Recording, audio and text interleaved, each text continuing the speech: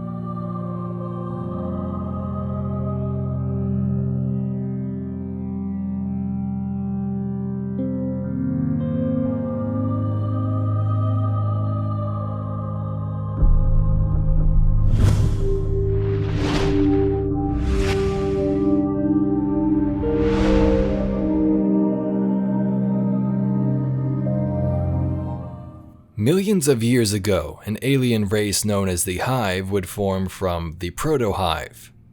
The Proto-Hive lived on a gas giant called Fundament, and their world was dying. With this knowledge, the three siblings, heirs to the Osmium King, would dive deep into the planet in the hopes to find something that would save their species. Down in the deep, the three sisters found the Worm Gods, beings of darkness who convinced them to take a worm, consume it, and become one of their minions. Returning to the surface of the planet, the three siblings gave the rest of their species the worms, and thus they became the Hive, a powerful race that would crusade across space, destroying everything in their path. The Hive have many leaders and gods, as we call them. The most important at this time was Oryx the Taken King, and he had two sisters, Xivu Arath and Savathun. These are the three that dove into the deep and found those worm gods. These three siblings would scour the universe feeding their worms and becoming more powerful. They would often fight each other to showcase their strength and even created throne worlds or ascendant planes, a location which they have absolute control over and often retreat to. You can kind of think of throne worlds like a little safe haven for these gods. They are often tied to the darkness or the deep, and if you want to kill one of these Hive gods, you need to kill them in this throne world, or else they'll just keep coming back. Throughout time, the three Hive siblings grew indifferent. Oryx communed with the deep and learned the power to take beings, controlling their will and turning them into monsters. Savathun began to question continuously feeding her worm, if it was even worth it anymore. And Xivu Arath had her own plans, so the three split and went their separate ways. Of course, some of these gods have their own offspring, like Oryx has Nokris and Crota. Crota one day was messing around and opened up a portal, a rift that would let another alien species into this reality, and they were the Vex. The Vex are time-traveling robots attempting to save their dying species. And this was when that Vex threat and invasion would begin when Crota tore open that portal. During the time the Hive took their worms though, there was a mysterious object in their system, something they dubbed as a mysterious moon which one day appeared and began to align with their planets. Although it didn't visit their planet, it was there and brought up many questions.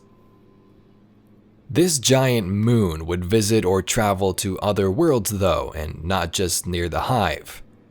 Arriving to another alien world, it would grant glorious gifts and ether, a substance used to survive for the species whom was called the Elixni. The Elixni prospered under the Great Machine for years until an event called the Whirlwind happened, an apocalyptic period where the Great Machine decided to flee, leaving the Elixni civilization in ruin. Throughout all of this, there was another alien species, the Cabal, who built up their ranks on their homeworld of Tora Battle. The Cabal are a very militaristic species who had many different leaders. First, an emperor in Calus who controlled his people and enslaved other races to the Cabal hierarchy for his own advantage.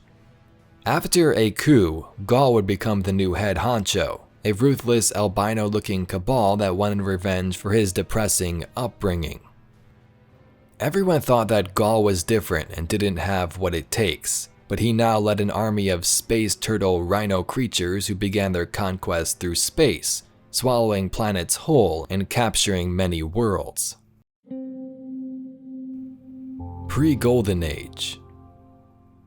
Thousands of years later, we now have our setting. Earth. Cities are overcrowded, humans are struggling, and global pollution is rapidly increasing. Our kind has always dreamt of navigating the cosmos, exploring new moons, worlds, and anomalies among the stars. Would we be able to achieve this and possibly even find other life? We've launched missions to space before, but things could be different someday, and that dream would soon become a reality. Detected at the far edges of the system was the mysterious alien sphere. The object dubbed Planet X was gaining much traction on Earth, and attention drifted toward the planet Jupiter, where this Planet X terraformed 2 of its moons and then vanished. Over a year later, that great machine or Planet X returned to terraform Mercury, and then disappeared again. This cycle continued a few more times on Venus and other worlds until it made its final approach on Mars. Government organizations on Earth were puzzled and hesitant at first, but a mission to intercept Planet X on Mars quickly became a reality, and this mission was called Ares 1. Astronauts launched for the Red Planet and came into contact with the alien artifact who brought rain to a planet filled with sand and harsh environments.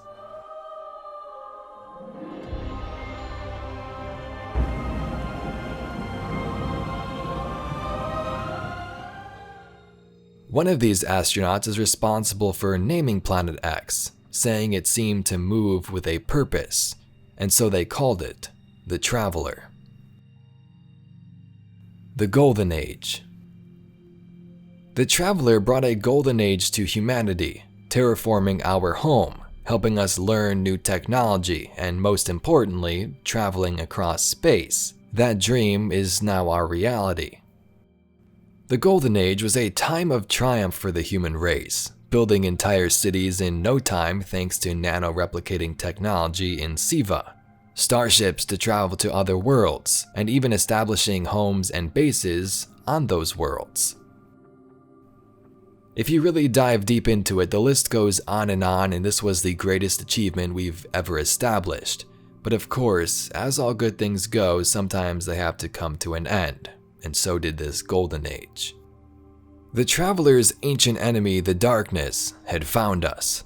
Tracking it across the eons of space, the Darkness destroyed our worlds, species, and grinded us into dust and ash. With knowledge of its enemy on the horizon, the Traveler fled to Earth to protect humans and did something it never had before, which was stay and fight. This collapse was caused by what was called the Darkness, which was what found the Elixni on their homeworld, and the Traveler decided to leave, destroying their home. The same thing was happening here, but in its last dying breath, the Traveler repelled the Darkness and saved our people. This was not without apocalyptic-like casualties though, as most of Earth was destroyed, people were scattered amongst the ash, and the air was filled thick with smoke. The years that followed the collapse of the Golden Age were hard, but slowly we joined together to build a city beneath the Traveler. And now we've begun to venture back into the wild, only to find that we're not alone. Out of this vanishing haze, you could spot the Traveler, making its last stand, now hovering over our planet in a dormant, idle state. Humans who once explored the stars were now forced into survival mode. Most of them made their way to the wilds and made camps and safe havens for a time, but conditions were not always the best. The Traveler would continue to help humanity, even though it essentially was in a coma. In that last moment, in that dying breath, the Traveler created the Ghosts, a small AI-like companion that had one job: to resurrect a dead human and to give them the powers of the Traveler, the power of the light. This is where our story begins. I was born the moment the Traveler died, as everything collapsed around us. Before that day, there had never been a ghost. There had never been a guardian. I don't know much about the Traveler, but I know it made me to bring you back. And I spent a really, really long time searching for you. The first Lightbearers were not always super friendly. As stories go, some use the power for good and of course others for evil. This was the same case here. After that collapse came the Dark Age, a time when ruthless warlords ruled and claimed parts of our ruined planet. Many humans were treated poorly by these warlords who wanted nothing more than power and also treasure scattered among our ruins. But some of those humans really had no choice. It was either to stay with these warlords where they would be safe but would have to deal with their dictator-like approach to leadership, or scavenge in the wild for themselves, where alien races like the Elixni now reside. That's right, some of those alien races we talked about at the beginning of this video have now made their way here in search of answers from the Traveler. Strange and deadly creatures have occupied our old worlds, and they're pressing hard against the city, probing for a weakness, trying to stamp us out for good. There were groups of Lightbearers that would soon rise up to defend those humans from alien factions and warlord scum. The most notable group was called the Iron Lords, who made their home high above a mountaintop on Fellwinter Peak. Over time, those pesky warlords were wiped out, and Lightbearers and humans found themselves attracted to the mother-like qualities of the Traveler whom saved them. They built camps and outposts. Those outposts became towns, and those towns became a city under the Traveler. One city of humans united together under the protection of this alien god. The Lightbearers would become guardians, and their job was now to defend this species and the last city on Earth from alien enemies, from past knowledge, and most importantly, the darkness, who would be destined to make its return someday. This begins the story of Destiny 1. When selecting a guardian, you had multiple choices. You can be human, which is self-explanatory, an exo, or an awoken. Exos are robotic bodies with human consciousness implanted within them. Exos were created by Clovis Bray, who implanted these minds into robotic bodies. This took place on the moon Europa at a place called the Deep Stone Crypt, and was kinda sketchy. Many experimental humans died, and Exos' minds are often wiped. The explanation is that it's to prevent issues with the human mind in the body, which could be true in some cases, but is often used to cover up information. Certain Exos have a number attached to their name. That number is how many times they've been reset or rebooted. For example, Banshee 44 has been rebooted 44 times. When an Exo is rebooted, they forget everything that happened previously. Awoken are a new type of race. A group of humans were aboard a starship trying to flee during the collapse. Outside their ship, light and darkness collided, which sent them into a pocket dimension, a new world basically. There they became the Awoken and lived for a time. Over time in that pocket dimension, they would learn about their ancestors back on Earth and the calamity that had happened and ensued on their former planet. Some of these Awoken decided to return, and that's why they now reside in our solar system. Guardian? Eyes up, Guardian. It worked. You're alive. You don't know how long I've been looking for you. I'm a ghost. Actually, now I'm your ghost, and you? Well, you've been dead a long time. So you're going to see a lot of things you won't understand. We first awaken the Cosmodrome of Old Russia, a place where humans hoping to leave Earth thanks to the impending arrival of the darkness were trapped and now stranded. Our goal early in the game was to find a ship and make our way back to this city, to learn who we were and what the city was. Why were we defending it? Welcome to the last safe city on Earth. The only place the Traveler can still protect. It took centuries to build. Now, we're counting every day it stands. And this tower is where the Guardians live. Throughout Destiny 1, many characters would be introduced to us like the Speaker, the one whom speaks for the Traveler because it can no longer speak for itself. There was also the Vanguard, leaders that represent the three Guardian factions of Hunter, Titan, and Warlock. And others like the Exo Stranger, who had much more mysterious motives and would guide us through the campaign. Along the way, our Guardian is introduced to those alien races, the Elixni or the Fallen, the Cabal, the Vex, and the Hive. The darkness is coming back. We will not survive it this time. Its armies surround us. The Fallen are just the beginning. What can I do? You must push back the darkness. Guardians are fighting on Earth and beyond. Join them. Your ghost will guide you. I only hope he chose wisely. After traveling to many planets, we found ourselves in the asteroid belts of the Reef, asking an Awoken Queen where the location of the Black Garden was.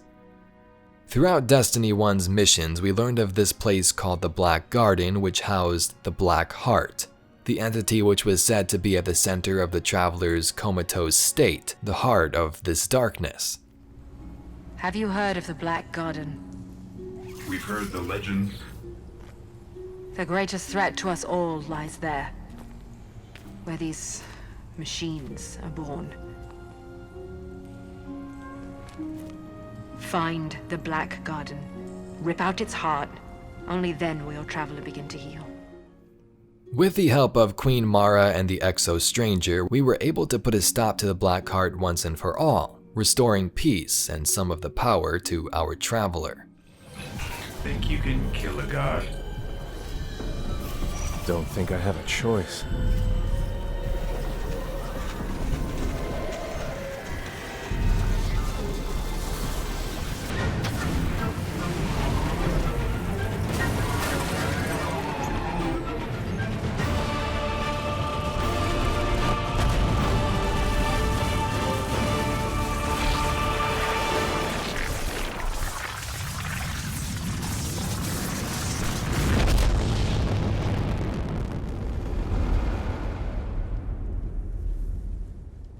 For centuries we feared the forces of darkness massing against us. We sought to hide and cower beneath a broken god. No more. These guardians show us what we are, what we have always been, and what we will be again.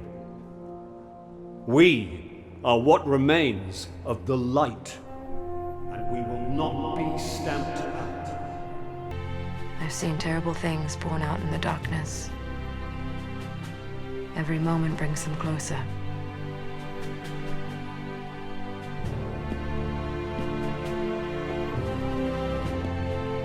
All ends are beginnings. Our fight is far from over.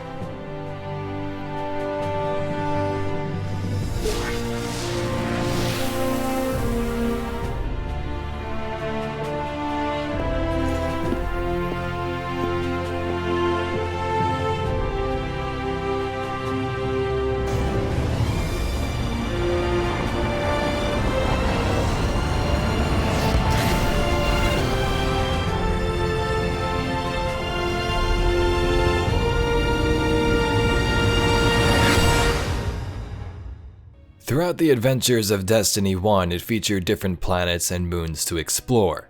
You first started in Old Russia or the Russian cosmodromes of Earth.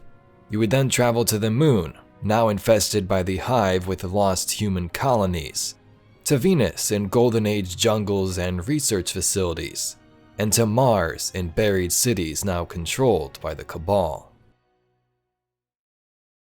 A few months later, a mysterious character appeared in our tower named Eris Morn. Eris tells us that she crawled out of the Hellmouth on the moon, a giant pit where Hive armies linger and something even more frightening waits in the dark below. Eris was the only surviving member of a 6 Guardian fire team who attempted to stop the Hive on the moon led by Crota. I have seen what the Hive call a god. Crota, son of Oryx. He took everything from me.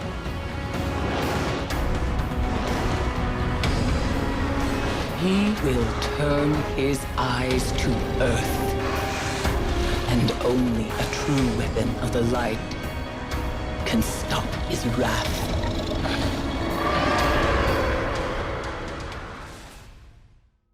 So remember the son of Oryx who opened that Vex portal? Yeah, he's on the moon now and attempting to amass a giant Hive army to invade Earth. This whole DLC was centered around invading Crota's Ascendant realm and taking him out for good. In May of 2015, the Guardians would be called to the Reef to assist Queen Mara Sov of the Awoken once more. If you remember back to the campaign, Mara helped us and told us where the Black Garden was. Now it was our turn to return the favor.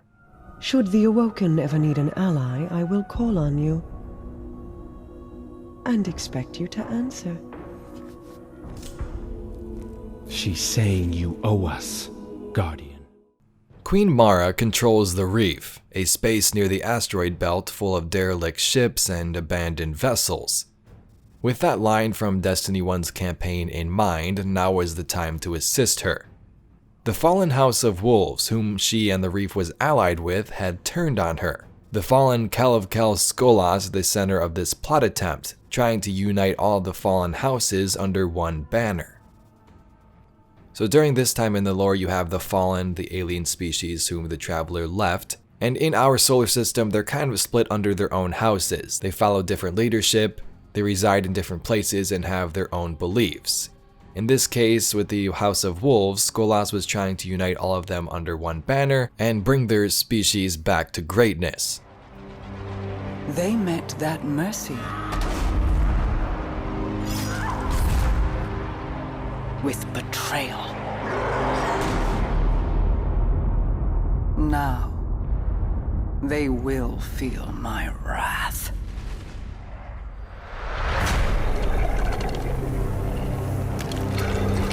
Open the Reef to the Guardians. Offer the riches of our realm as bounty for these traitors. Let the hunt begin.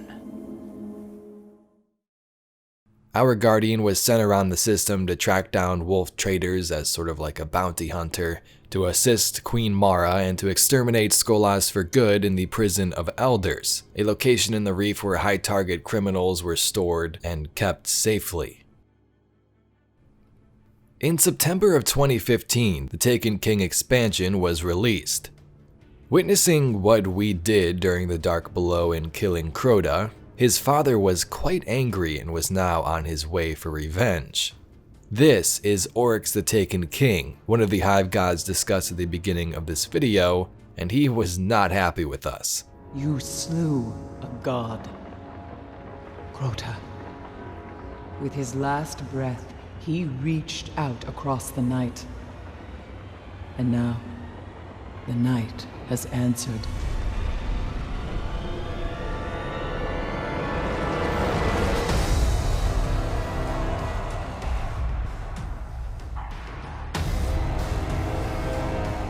Oryx, Crota's father.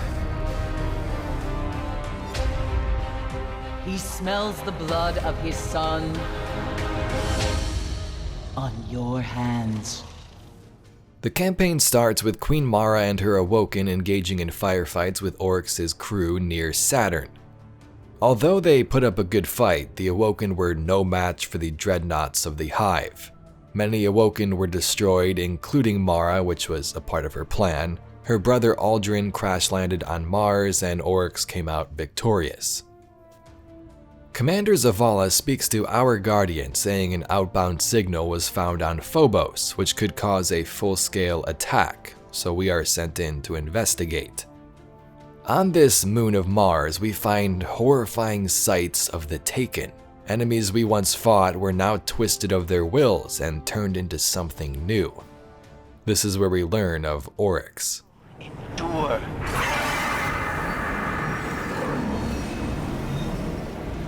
They speak a word, a name. He is here. Right. Give your will to me. Whatever you kill, Oryx will replace. The Dreadnought, then. How do we get past that weapon? Without ending up like the Awoken.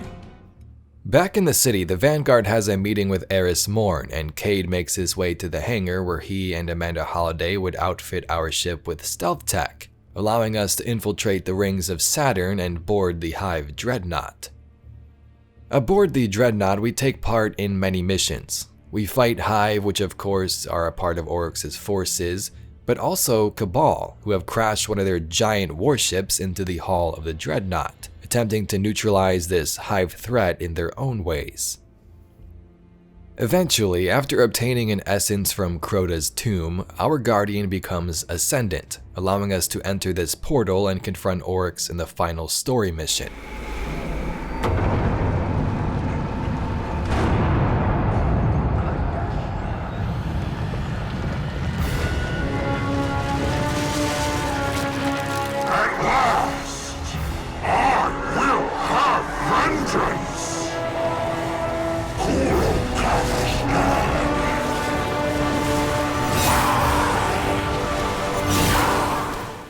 But as mentioned, Ascendant Hive are not dead until they're killed in their throne worlds, and Oryx would retreat to his own, which happened to be above his dreadnought.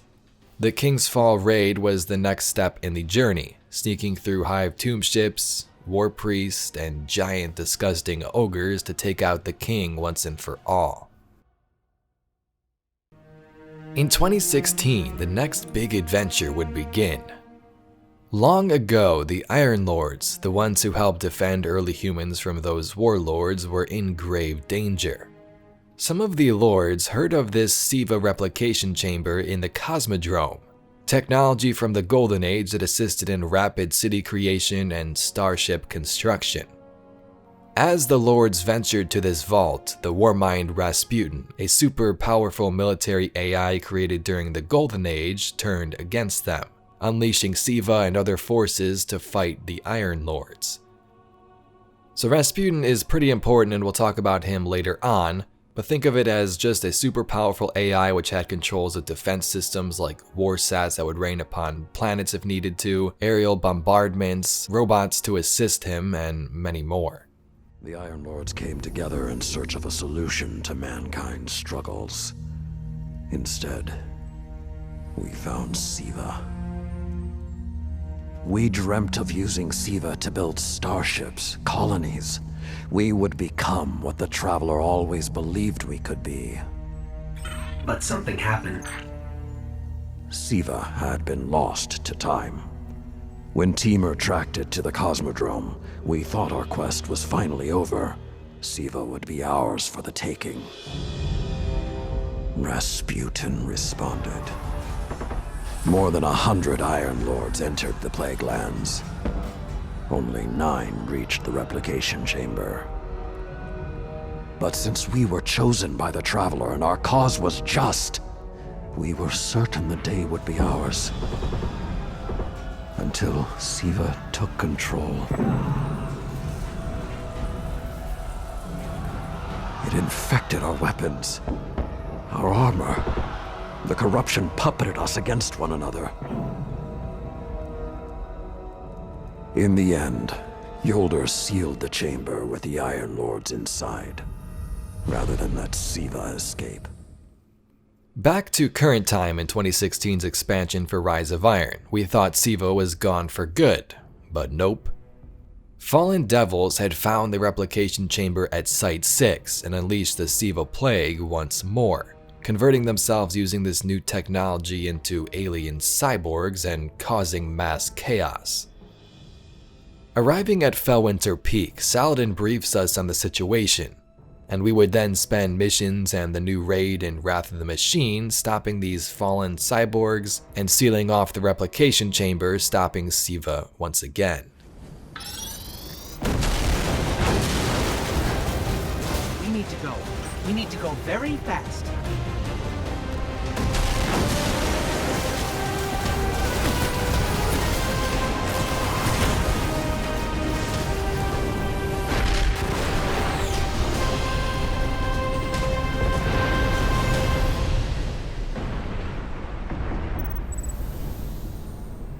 Well done, my young wolf. Siva is gone, and the Iron Lords are at peace.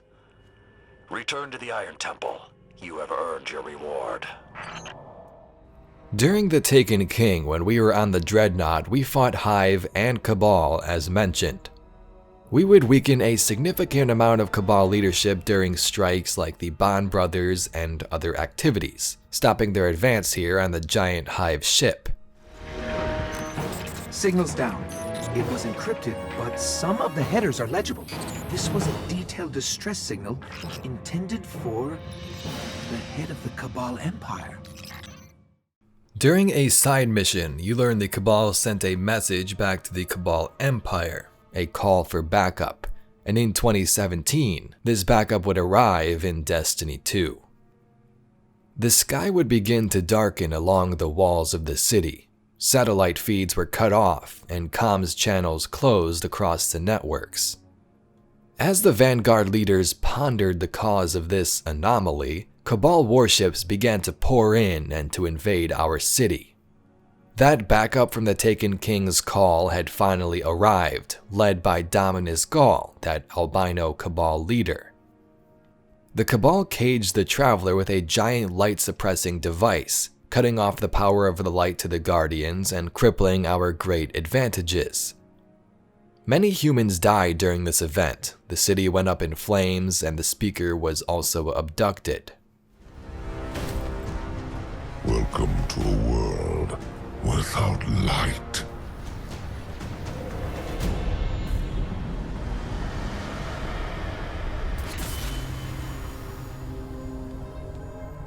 Guardian, something's wrong.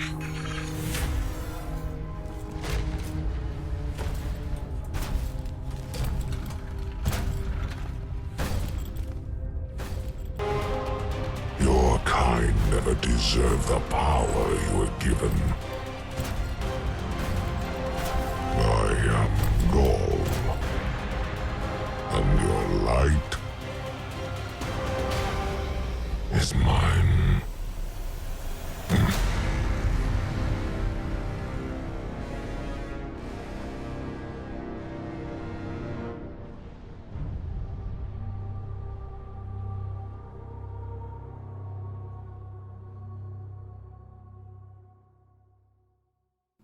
Those Guardians that survived were forced to flee the city and to find somewhere safe to rebuild for the time being. This would end up being the farm in the European Dead Zone. After venturing to new locations in Destiny 2 like that European Dead Zone, we found a shard of the Traveler. A giant piece of it that must have fallen off years prior, maybe when it made its approach to Earth. From this shard, we get our powers back and begin the conquest to destroy the Red Legion, Gaul, and to take back our city.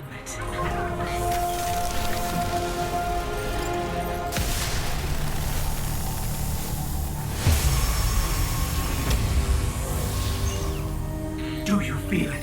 The light is back. We're back.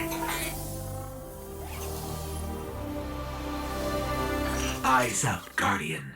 This journey leads us to new planets and moons on our quest to become legend. And like we ventured to safety at the farm, so did members of the Vanguard. Zavala went to Titan, Ikora went to Io to reflect, and Kate-6 to Nessus, all to serve their own purposes and to find new meaning after the city was destroyed. Gaul, of course, wanted the power of the light from the Traveler, for it to speak to him and reveal how to become a god. While he would await that info, our Guardian learned of a Cabal superweapon called the Almighty, one that Gaul had pointed toward our sun and would destroy the entire system if not stopped. They call it the Almighty, the crown jewel of the Red Legion and life's work of their leader, Dominus Gaul. Gaul has subjugated hundreds of worlds. Those that resisted no longer exist. You see, the Almighty annihilates stars.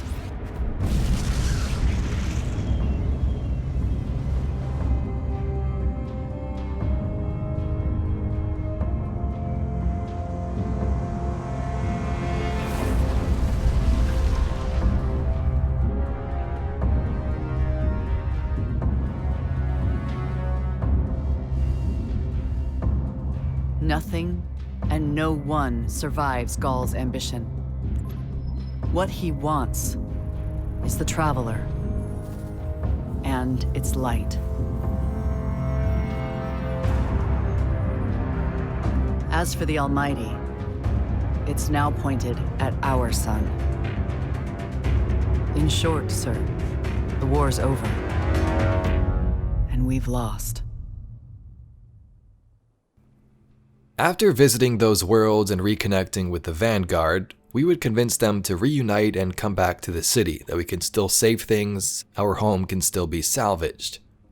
So first thing we do is formulate a plan with this Almighty. The Guardian will steal a Cabal ship and board the superweapon to destroy the beam. Meanwhile, the Vanguard will fight through the city to push back the Cabal and plant a Vex teleporter. Ikora, Cade is in place and I'm en route. Good luck, Guardian. After we destroy the Almighty's coolants, we race back to the city to assist our lightless Vanguard leaders. Taking the Vex portal, we board Gaul's command ship and slay the giant space turtle just in the nick of time. Or did we? Gaul actually succeeded. He obtained the power of the light and was about to become a god. The Traveler then broke this caging device, expelled Gaul, and saved the city. Traveler, do you see me now? I am immortal, a god. You have failed. Witness the dawning of a new age.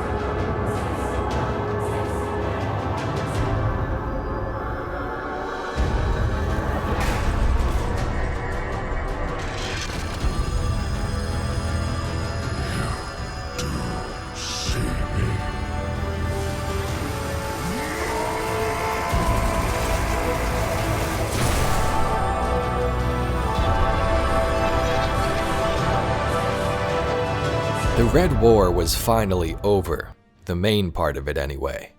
The city was mostly destroyed, yes, including our old tower, but now we could start to rebuild. From the final cutscene you can see we created a new tower, had memorials for characters like the speaker who was killed by Gaul, and looked forward to the new life we could share together. This was one of the first times the Traveler actually woke up and appeared to do something since pushing back the darkness. It shows us that this thing still cares. It didn't believe in Gaul having the light, it gave us powers and we were different. This destroying of Gaul though would unleash a wave of light across the system, giving those back their powers, but also contacting something in the cosmos which of course we didn't want to alert. The darkness. As we see, mysterious pyramid ships begin to awake and make their way toward our system. This would take some time though.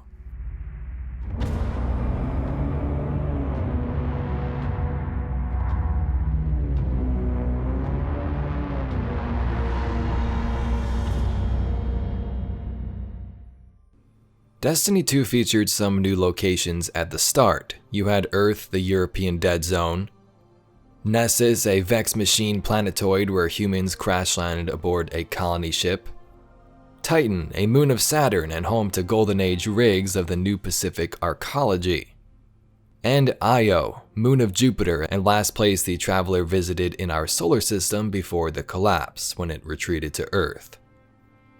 The defeat of Gaul brought a new age to the city, a new golden age. We began to explore again and rebuild our weapons, ships, and homes. In the wake of the Cabal's defeat, a giant starship would appear around Nessus called the Leviathan. This Leviathan was controlled by Emperor Calus, the original Cabal emperor before Gaul, who was exiled and overthrown many years ago. During that time, Gaul and the conspirators would put Calus on this giant ship and set him adrift in space on an uncharted course, where he would find many strange experiences and even what we think is the darkness. I was lost once, exiled from my people, floating aimlessly amongst the stars. But then I found it. Something breathtakingly glorious. The truth of the universe. You and I will need it before the end comes. The future can't be far. Multiple raids and raid layers took place aboard Calus's ship. He would want us to prove our worth and our power to him in different ways. First, we fought to a bridge where we battled a robot version of Calus. Then we cleared a Vex threat clogging up the engines, and continued to take out new Cabal leaders in Spire of Stars. So yeah, it's a lot. Just know that for the Leviathan, Emperor Calus is a thing and we assisted him, even though we've never seen his actual face, and the question of what he actually is at this point in time still remains. When the Red Legion attacked, it almost cost us everything. It took a miracle to save us. The awakening of the Traveler. This is our new beginning. The maps are blank. The rules are gone.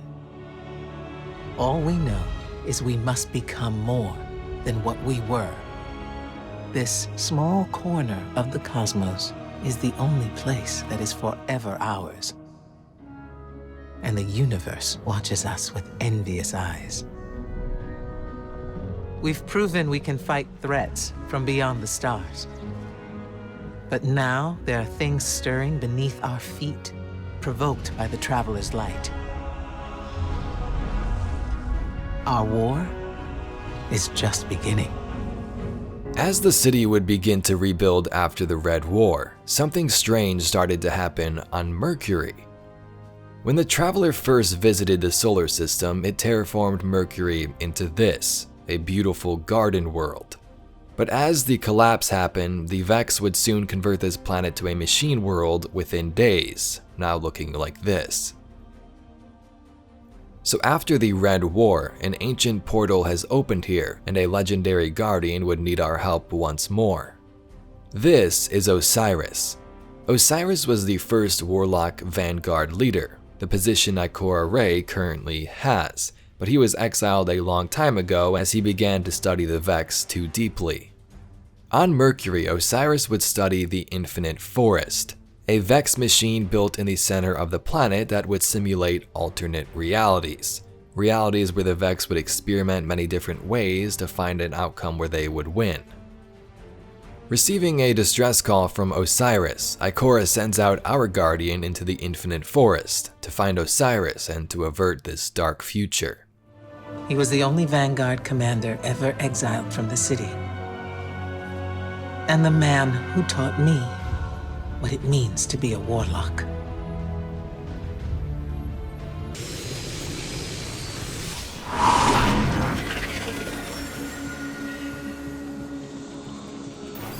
The lighthouse!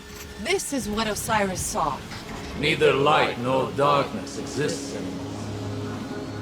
The sun's warmth is gone. All life lost. That was before you. You are the key. You can stop this. Every timeline we've tracked leads here. We must destroy Panoptes to prevent this dark future. In the end, Osiris is saved. He reunites with Ikora and our Guardian, and the dark future where the sun was burnt out is averted.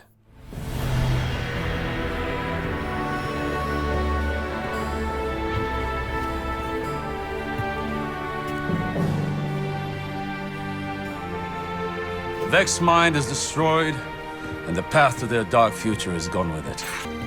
The pathway to the forest will be open if you ever need to find me. Or if you want to talk. I'd like that. Come, little light. We have infinite realities to explore, and all the time in the world.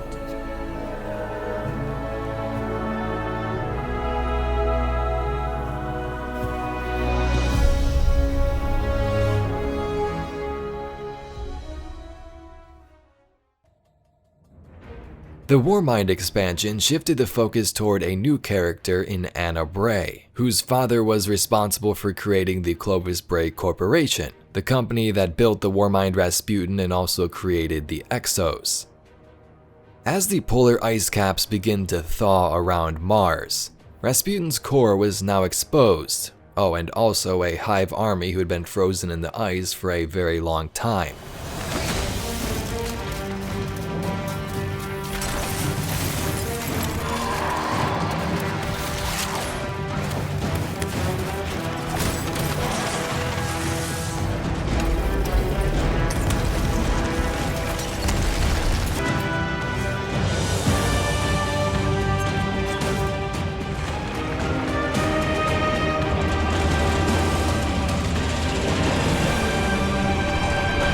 As we ventured to Mars, we would meet with Anna Bray, who filled us in the backstory of what was going on here.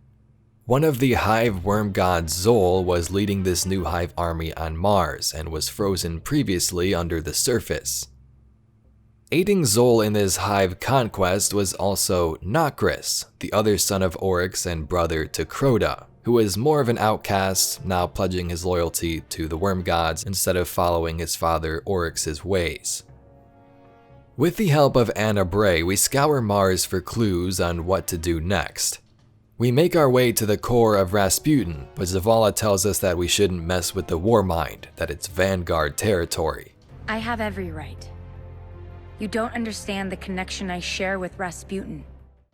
After making Nokris the Necromancer retreat into the Ascendant Realm, we would face the worm god Zol in a final battle, slaying the gargantuan creature and freeing the Warmind from the grasp of the Hive.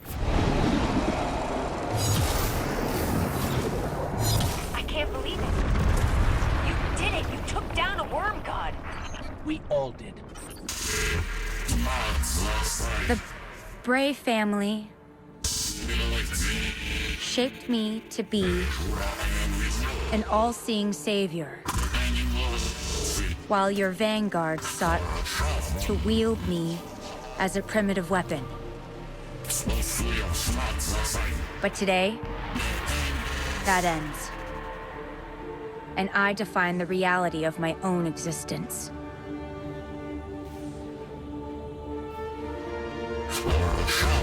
My sight will stretch to the edge of this system and beyond. Never again will a threat go unseen. From this day forward, I will defend humanity on my own terms. I am Rasputin, guardian of all I survey. I have no equal. What have we done? Don't worry.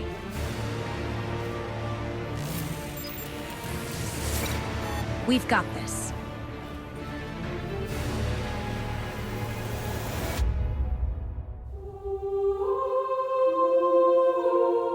In 2018, the next expansion, Forsaken, would change Destiny forever. Uldren Sov, brother to Queen Mara, who crash-landed during the Taken King cutscene, was back. Uldren all this time has been searching for his sister Mara and a new purpose. And along this journey, he began to get corrupted by the darkness. Uldren quickly amassed a new army of Fallen called the Scorn, who essentially were Fallen also infused with darkness. Uldren and these Scorn barons would make their home in the Reef, rummaging through supplies and causing chaos wherever they went. Eventually, they were placed in a place called the Prison of Elders, a high-security prison in the Reef where many high-value targets were kept for safety. A time later, a character named Varix opened the cells and left. This would then send Petravenge, the Queen's Wrath, and also Cade 6 to the Reef, where they would try to contain the Prison of Elders outbreak and capture the Scorn and Uldren, but things went south fast. But if the core security systems fail, containment is going to be a problem. Just another day at the office. All right, partner, this is a Cade riff in 6. Watch me for the changes and try to keep up. Now let's go to prison! Got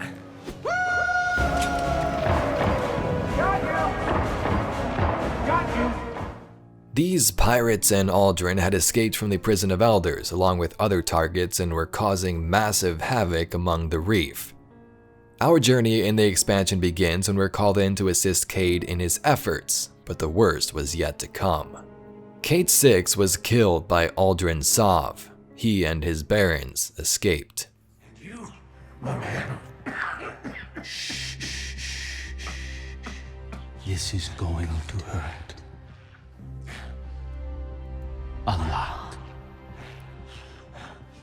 Any last words? How's your sister?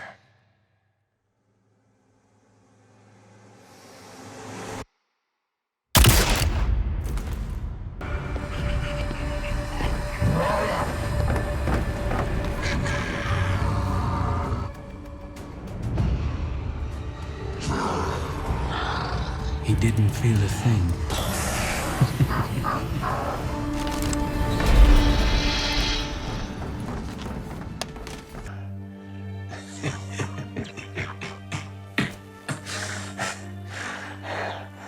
You tell Zava and Ikora. The Vanguard is the best bet I ever lost.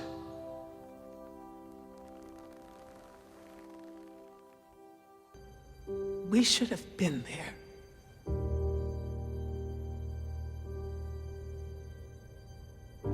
This is not your fault. This is on the head of Uldren Sav. But if he thinks what he's done is the end, it's not. It's the beginning. Forsaken's campaign was a revenge story, to hunt down the Scorn Barons and their leader Uldren Sav in the Tangled Shore. The lawless shore of the Reef was an interesting environment and different compared to anything else we've seen in Destiny. Alien pirates and targets lurked around every corner, mysteries were around just waiting to be found, and the Spider ran his own crime syndicate under the surface, pointing our Guardian in the right direction for a price, of course. Most certainly least. Uldren Sav, traitor to his people, and the man who pulled the trigger. He may be in the wind, but his barons are ripe for the picking. Divide, conquer, isolate Uldren. He'll wind up at your feet, and all you have to do is pull the trigger. Throughout the story of Forsaken, Uldren is searching for his sister, the Queen of the Awoken in Mara Sov. In cutscenes, Uldren believes he's being led by Mara to bring her back, when in fact it was this corruption guiding him to his own demise. A creature named Riven was at the source of this deceit, and Uldren's foolishness would open up a portal to a place called the Dreaming City, a city the Awoken built long ago. Uldren.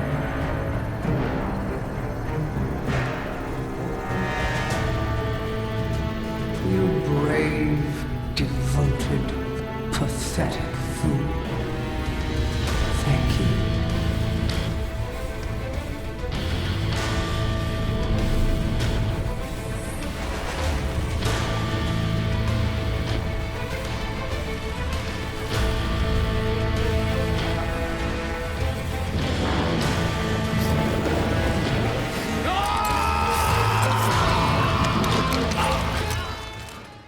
With the voice of Riven defeated, our Guardian catches up with Petra and takes down the traitorous brother to the Awoken Queen.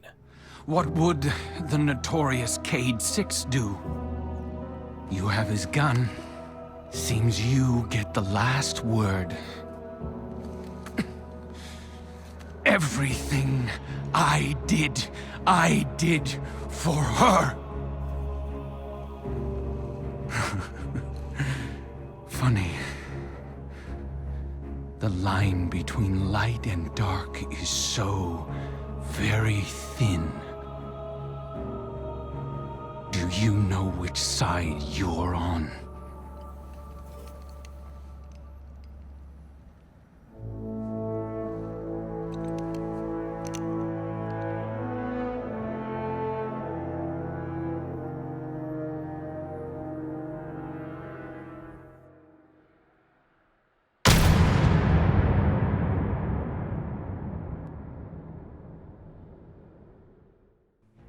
So the deed was done, Cade 6 was avenged, and Uldren Sov was killed.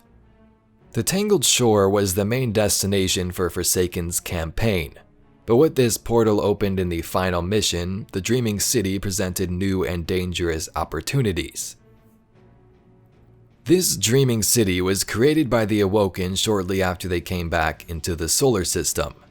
Yes, they lived in the reef among those derelict ships, and the city was sort of hidden away from the prying eye of the outside world, a place to retreat to instead of places like the Vestian Outpost in Destiny 1.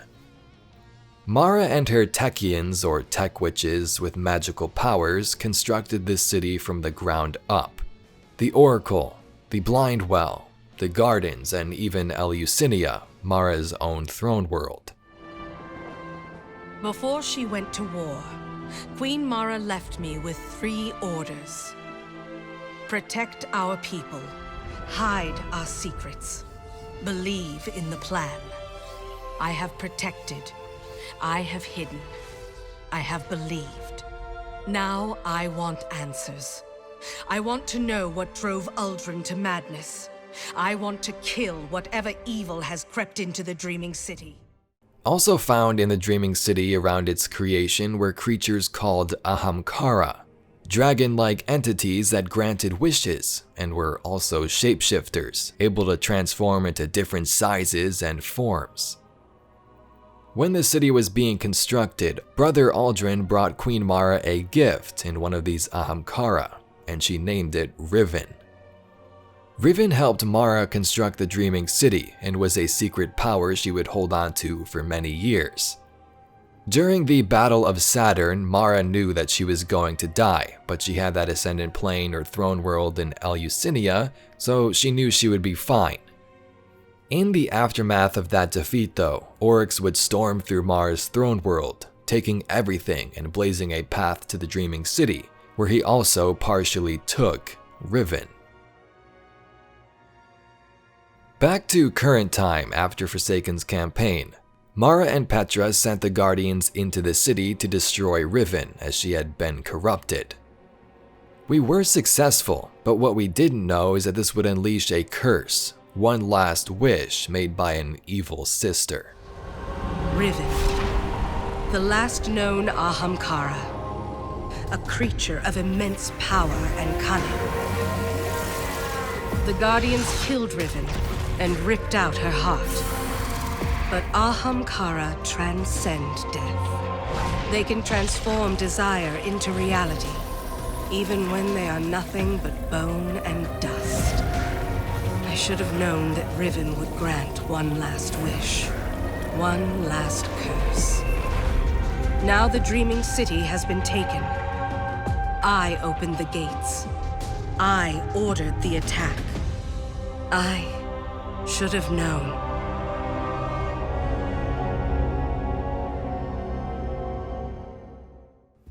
The curse in the Dreaming City was set on a 3-week cycle and caused by a wish from Savathun, the Witch Queen. After Oryx's death, Savathun found Riven and made that wish. The Guardians going into the raid and killing her would grant that, and the infected cycle would begin, looping in the city week after week. Savathun's goal here was to build new ways to feed her worm.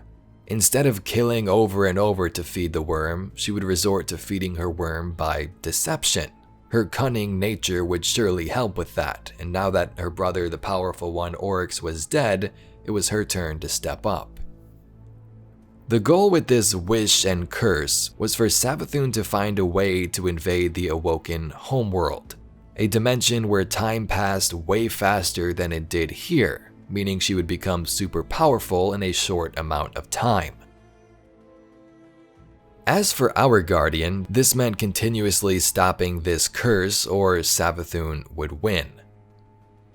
Now this curse was a taken curse. The city would become more taken throughout that 3-week cycle, which might make you question, wait, Oryx is dead, how is there still taken? And the answer to that question would also be Savathun, who has that Vex Mind and Quria Blade transform under her control, the one Oryx gifted her long ago. With this dreaming mind, Savathun had learned the power to take.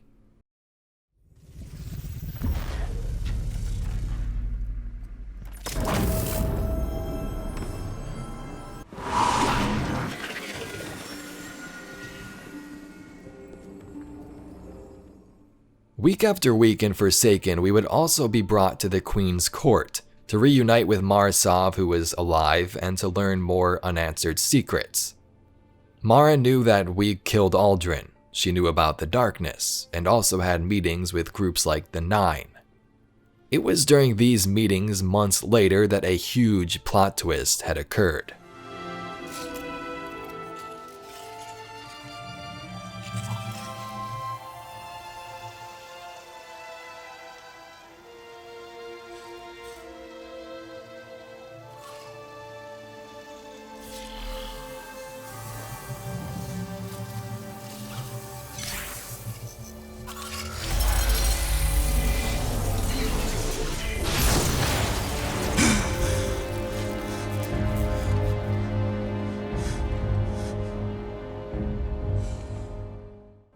That's right, Uldren Sov, the killer of Cade and brother to the Awoken Queen who was killed by us, was now resurrected, but this time as a guardian. During the Golden Age, the Black Armory was formed. 3 separate families of different cultures came together to manufacture powerful doomsday weapons in preparation for any extraterrestrial threat that might one day appear. The Black Armory created forges, allowing them to build these weapons and produce unique gear like Izanagi's Burden. The founders of the Black Armory thought they were prepared, but when the collapse arrived, they were quickly proved wrong. As the darkness began to invade, these weapons were useless, and as beings described as smelling like wet earth would invade the armories, one of the members' daughter, Adelaide, was injured during the attack. Fleeing into the wilds of Earth, the mother had no choice. She let her colleague Yuki, formerly a part of Clovis Bray Corporation, upload Adelaide's mind into an exo body. Thus, she became Ada-1. Ada-1 was a special exo in the fact that she was a mobile forge for the Black Armory. She could create and tinker with these weapons on the go and adjust their damage, things like scopes and different attachments. Now you might think, dang, that sounds pretty cool. She can just create all these cool weapons on the go. But in the end, this actually got the entire group killed, as Warlords, or those first light bearers during the Dark Age, would hunt them down for these valuable weapons. Ada was the lone survivor and made her way to the last city where she would hide in secret, planning the next steps for the Black Armory. The Red War left us without a vital necessity, our forge. In its absence, our operation has all but ceased. We have found no success in locating it despite our best efforts. Eventually, our Guardian was asked to help with the forges that went offline thanks to the Red Legion and also Fallen occupying the area. The Fallen often have many splinter groups that form, as we've seen with the Devil Splicers back in Rise of Iron, and this was happening once again in Season of the Forge. This guy right here, Civix, attempted to steal the secrets of the Black Armory to convert his fallen syndicate into machines. As we reclaimed forges one by one, we ended up killing Civix at the Berguzia Forge, but also had to take part in the Scourge of the Past raid, where fallen members of the Calus Scourge were hiding among the Batsa ruins. They were swiftly dealt with, and the latest fallen gang pushed back for now. Remember this, Guardian. When the darkness sought destruction of all things, the Black Armory persevered. Our very soul resides in that vault. It must be secured. The Black Armory is depending on you.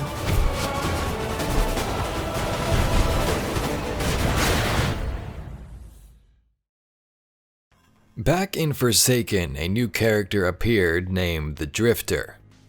The Drifter was a rogue lightbearer who ran a game called Gambit, wanting you to bank motes of darkness and summon these taken primevals whom he stored on his ship. Drifter has a long storied past of shady deals and encounters with other legendary guardians. As the tale goes, a group once formed who called themselves the Shadows of Yore, a group of evil guardians essentially who worship the darkness and killing other guardians. The Drifter ran with that crew for a time and was watched in the shadows by a man named Shin Malfur, whom the Golden Gun is named after. The season of the Drifter focused on some of these storylines, hunting down the truth of the Drifter and choosing to either side with him or the Vanguard. It's about time someone taught you respect, little man. Ha! Someone like you? I know you all keep tabs on me. Yeah, you've been straying. You don't even use his name no more. Well, that's why I'm still breathing, brother. Gambit is a chance at salvation. Take it. You were always so afraid Shin would get you. Sorry, old friend. Behind you.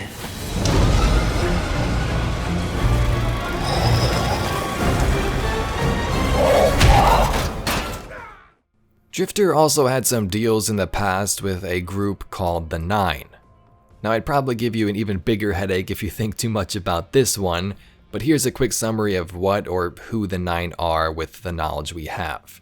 The straight up answer is that it's kind of a mystery. Bungie likes to do this a lot with the universe and unfold things over time. Some lore entries, though, suggest the Nine are dark matter entities anchored to our planets and sun. 5 of the 9 want to help humanity, while the other 4 do not. Like the Drifter, the 9 are also kinda shady and have their own agenda. They've contacted Queen Mara, as we've seen in the Queen's Court. They're also the ones who released Skolas from the Prison of Elders, causing the whole House of Wolves situation. They've made deals with the Drifter, and the reason our satellites were cut out during the Red War and we couldn't see the Red Legion's approach was caused by the 9. The 9 want to learn or obtain the power of the light, and have been studying Guardians for a very long time. Those I serve have so much to learn from you. You are their greatest curiosity, the agent on whom all fates converge. The Dredgen presents a special prize to the 9. He is an anomaly, an elemental balance, a grand experiment. Season of the Drifter had the 9 tell the Drifter to keep playing his game of Gambit. Keep banking those motes of darkness, as this might happen in the future. Okay. We have enjoyed watching you. We came to say farewell. Our attention is required elsewhere. All right. Thanks for the memories, you lunatic. Anything else I can do for you? You're already doing it. Keep playing the game.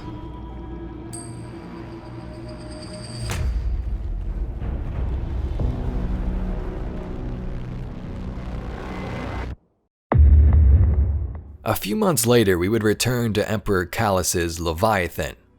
At this point, we've completed 4 raids aboard the vessel to assist the Emperor, but he still wanted more.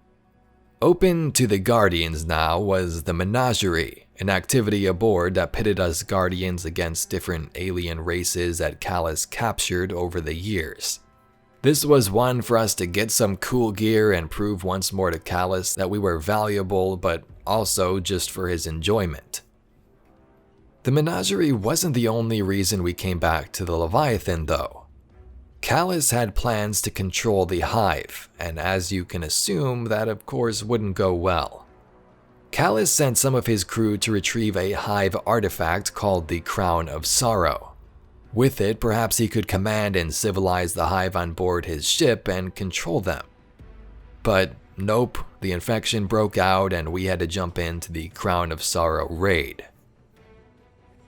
The final boss in the raid was called Galron. Instead of putting on the crown himself, Calus put the artifact on Galron, who corrupted him and went insane. Galron was eventually slain and the Emperor saved once more. But something even more sinister was going on under the surface.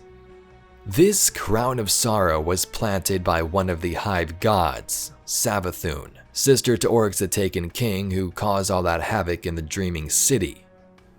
Since Destiny 2 released, we've always seen hints of Savathun's appearance maybe someday down the line, but with Forsaken and seasons like Opulence, this is where things would become more prominent. Savathun planted this crown and wanted Calus to wear it so she could control him. That was the plan all along. Can you feel them?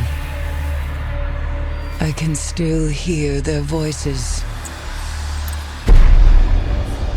Their endless torment reshapes our moon. Nightmares now stalk the surface. Walking shadows, seeking vengeance. And in the dark below, something wicked has awakened. In Shadowkeep, we would return to the moon to unearth something horrifying. Remember those Darkness pyramid ships seen in the Destiny 2 cutscene? Well, they were approaching it would seem, but one of them was already inside our moon and was disturbed when Eris Morn was searching the tunnels.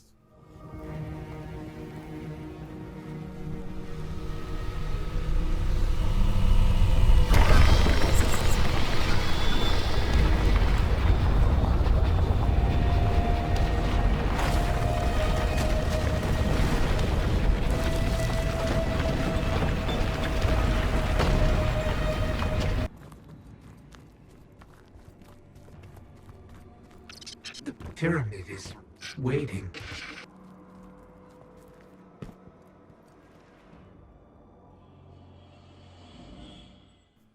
The darkness on the moon was the match that lit the fire, as other ships would be alerted even further and start to make their way here.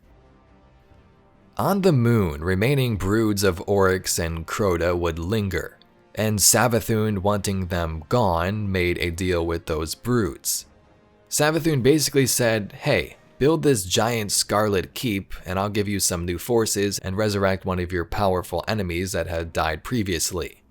The broods on the moon were like, okay, cool, so they built this giant scarlet keep, which was another bad idea, attracting us Guardians who quickly cleared house. Shadowkeep had us combat the Hive forces around the Scarlet Keep and also learn more about the darkness, fighting nightmares we've previously destroyed in our past, and entering this ship itself to hear what the darkness had to say. Violence, beauty, truth. These things await inside.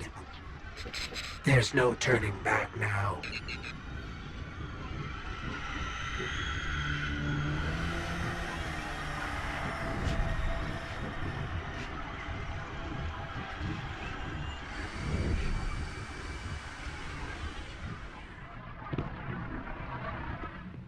Welcome. We've been waiting.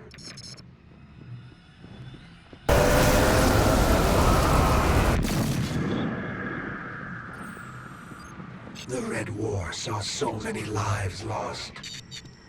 Saw the light taken away so easily. In light, there is only weakness. The light abandoned Cade, left him for dead, and kept him from being saved. One by one, Crota slaughtered many Guardians. The light stood by and did nothing, and a great disaster ensued. In light, there is only death. Respite lies ahead.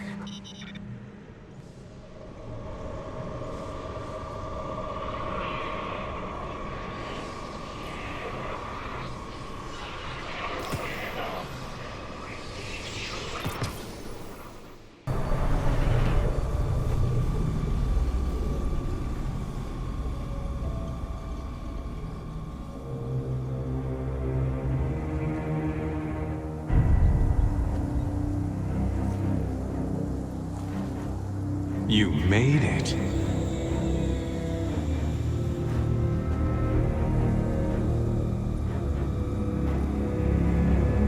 We have heard your cries for help, and soon we will answer. Who are you? Don't you recognize us? We are not your friend. We are not your enemy. We are your salvation.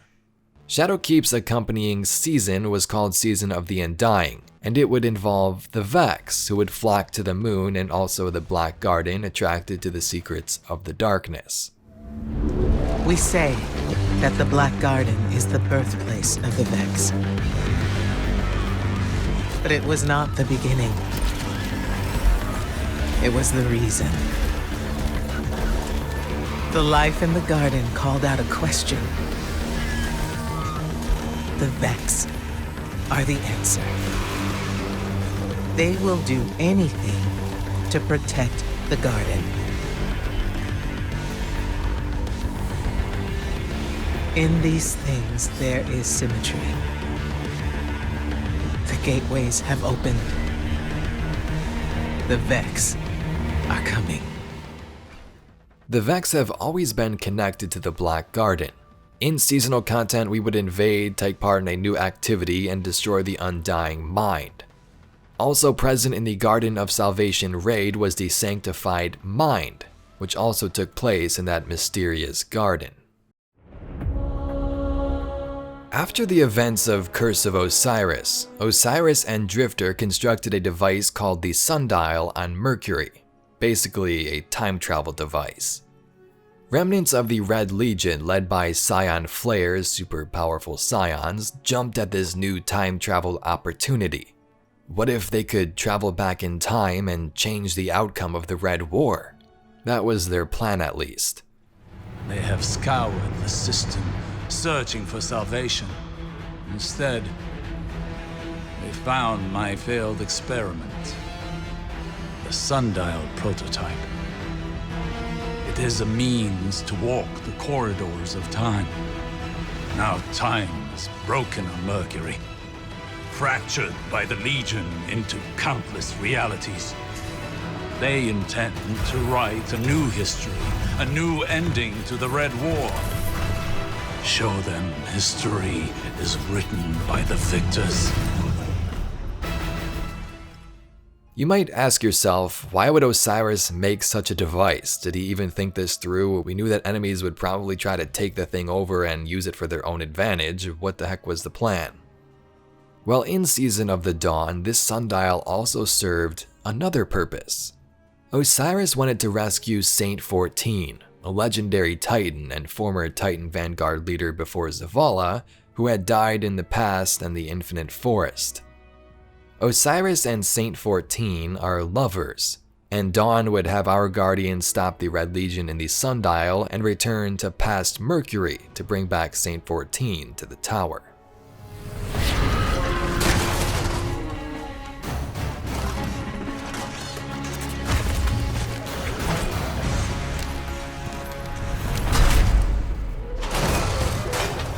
My name is Saint 14.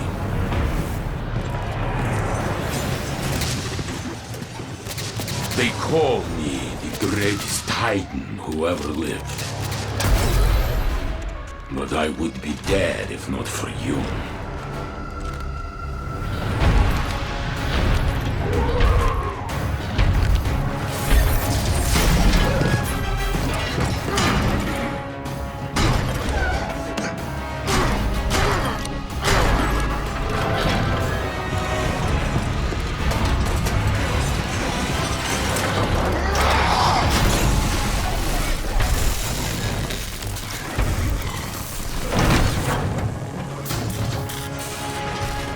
Since the day I met you, I swore I would make it my duty to follow your example. I'm still trying. I didn't think it was possible. I had given up. I spent lifetimes looking for Saint. All that happened with the sundial was necessary to achieve this outcome, including the return of Saint 14. What you've achieved here on Mercury, I'm only beginning to believe.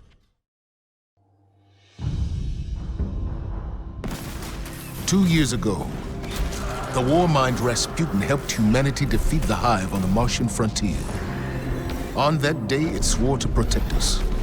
Now, it may be the only thing that can. The Red Legion has one last play. They have boarded their superweapon, the Almighty, and it's on the move. You already destroyed its star-killing munitions, but whatever the Legion hopes to achieve won't end well for us. They once took the tower. They will take nothing else. We'll see to that. The Red Legion just never seemed to quit, do they? Season of the Worthy was their last-ditch attempt at rebuilding their forces. During the opening cutscene, we see Anna Bray and Zavala aboard the Almighty, that superweapon we boarded during Destiny 2's campaign. It seems that the Cabal on board had destroyed the engines and set the Almighty on a collision course with Earth. Now I'm on the bridge.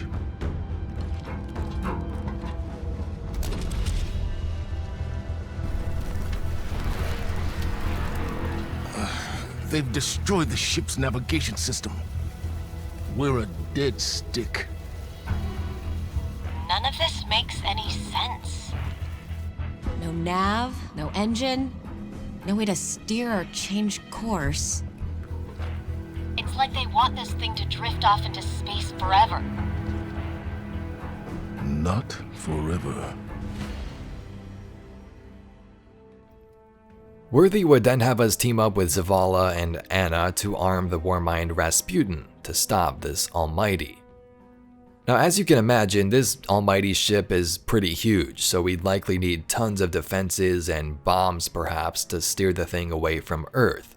And when you think about it, there really isn't any other possibility other than contacting the Warmind, something super powerful that could get the job done. The mission here involved our Guardian opening Golden Age Seraph bunkers across the system, upgrading them so Rasputin could become stronger and stop the alien forces trying to pillage the area. In these Seraph bunkers, besides those upgrades, we can also see that Rasputin was tracking the arrival of the pyramid ships, and as the weeks went by, the ships got closer. In an epic live event conclusion to the season, Rasputin would stop the Almighty from colliding with the city, sending it into the mountains in the distance.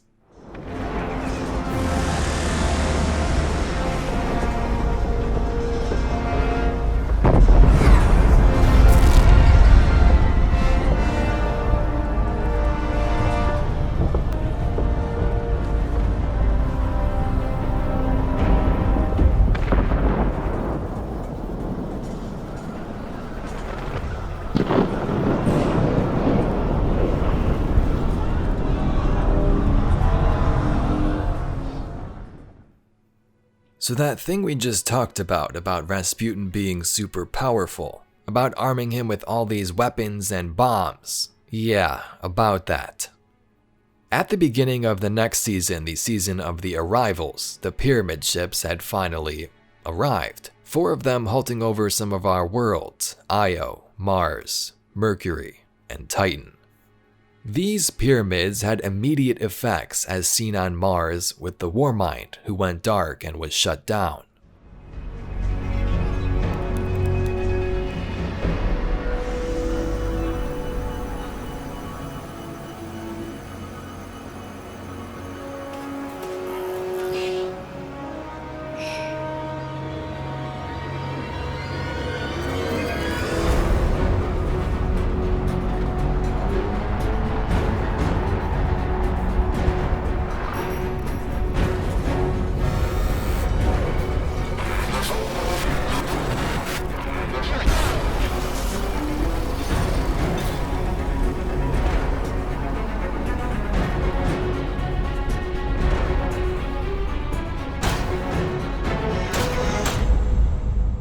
The day we've been dreading has finally arrived.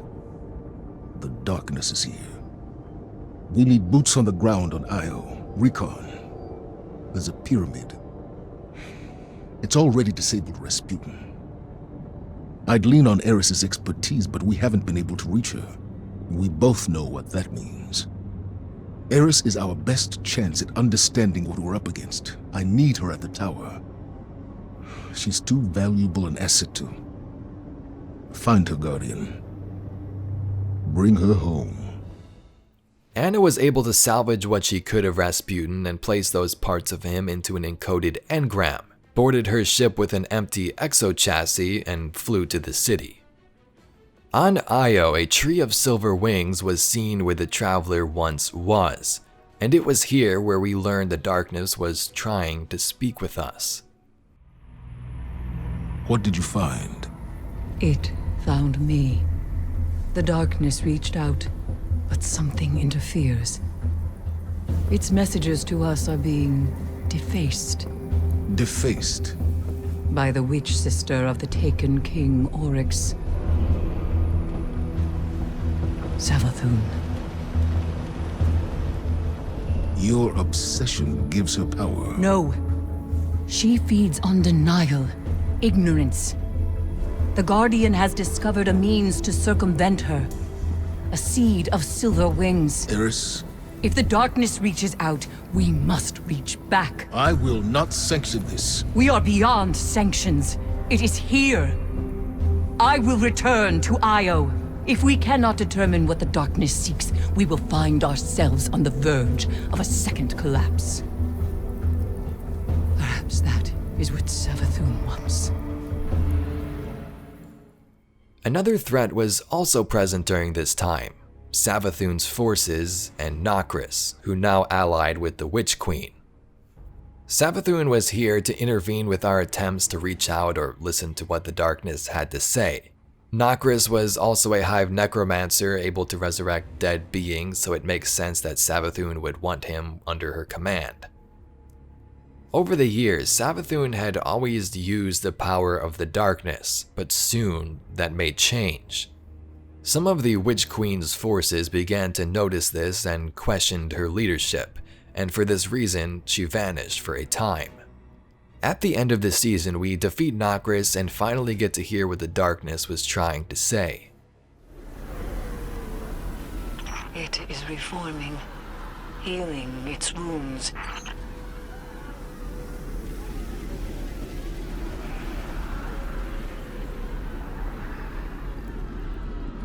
This will not be the end. It will be an escalation.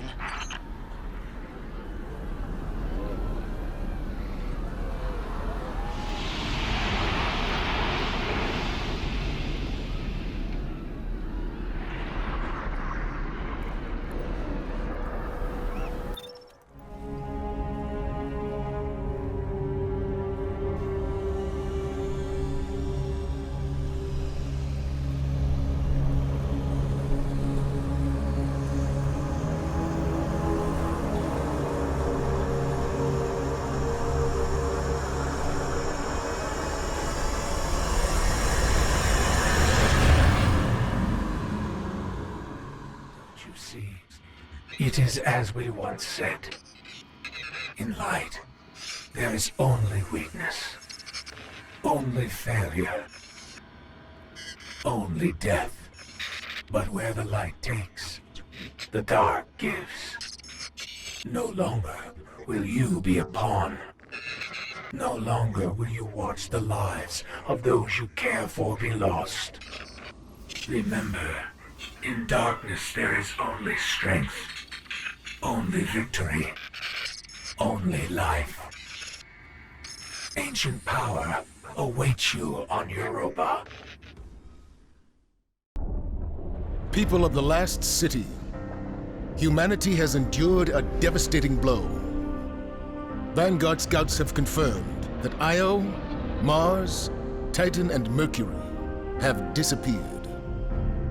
We don't know why. We have lost contact with Deputy Commander Sloan and Jensen Scribe Ashamir. We are deploying Guardians to all corners of the system to find answers. And with those answers, we will form a plan. In the meantime, we ask that all lightless civilians remain within the safety of the city walls, under the protection of the Traveler. Do not lose hope. Humanity has survived many horrors. We have done so through the strength of our community, through steadfast commitment to one another. Stay strong. Be brave. The Traveler protects us, and we will protect you. The Guardians will come through. They always do.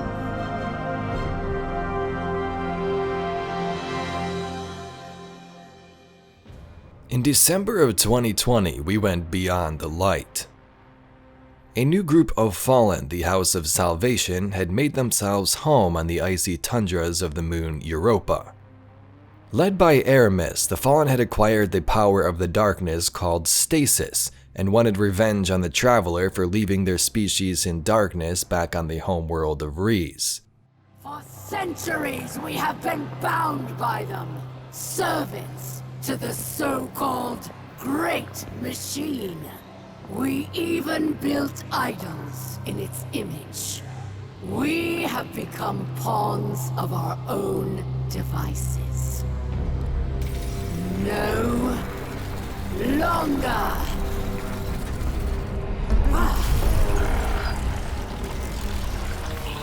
Our enemies stand no chance against this power. The Great Machine will finally know our pain! In Beyond Light's campaign, you learn that Aramis had acquired Stasis and also found the entrance to the Deep Stone Crypt, the birthplace of the Exos and Clovis Bray Corporation. As Guardians venture to Europa, we are greeted by Eris, the Drifter, and the Exo Stranger, whom has returned after her mysterious appearance in Destiny 1. If you remember back to that, she basically just told us to go to the Black Garden and to stop the Vex, that they're the source of it all, and that was basically it. She was a big mystery, but Bungie brought her back now to continue the story. And here comes our Guardian. Right on time. As it turns out, the Exo Stranger is Elsie Bray, sister to Anna Bray, and child of the mad scientist whom created the Exos and the Deep Stone Crypt, Clovis Bray.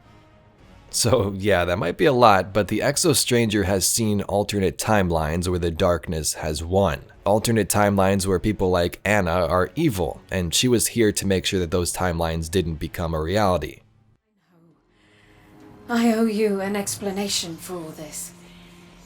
I once asked Guardians to destroy the Blackheart, to prevent Darkness's arrival. Success may have been achieved, but I now know that fate comes knocking sooner or later. The floodgates are open. The darkness is here. I wield it now with intent to stop our enemies where the light cannot. Your resilience within the pyramid proves you're capable of wielding it too. Darkness is a parasite. It burrows its way into your soul and feeds on your most selfish desires. Your every wish, tainted and twisted as you become the very thing darkness wants you to be.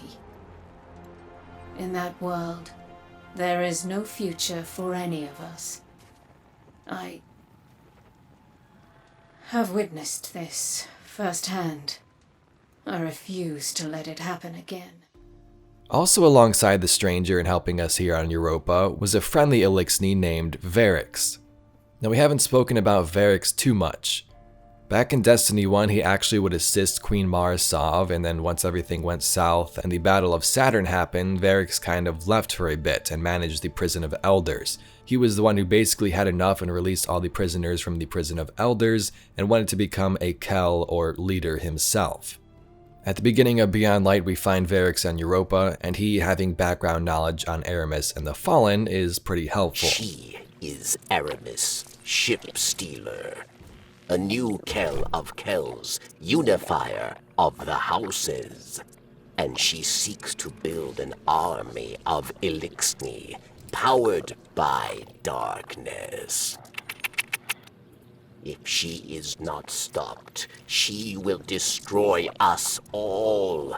You must go. Varix will help you find your way.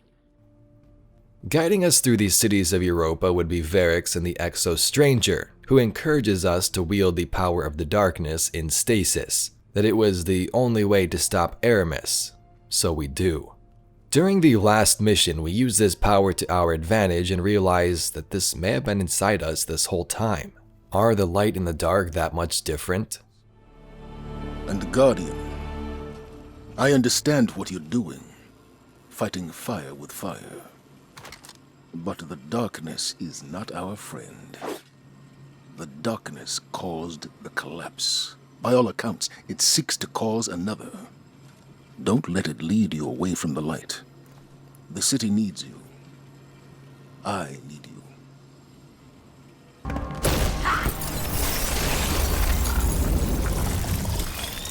Allow me to help you break free. Ghost. This is... I can't. I'm sorry. Ha!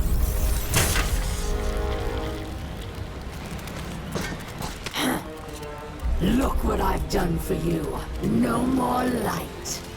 No more dark.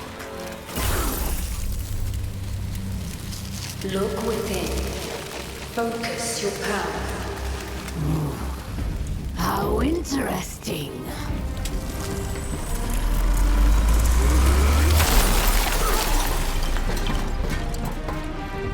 The only thing we have to break here is you. Come then, Pawn. Show me what freedom has given you.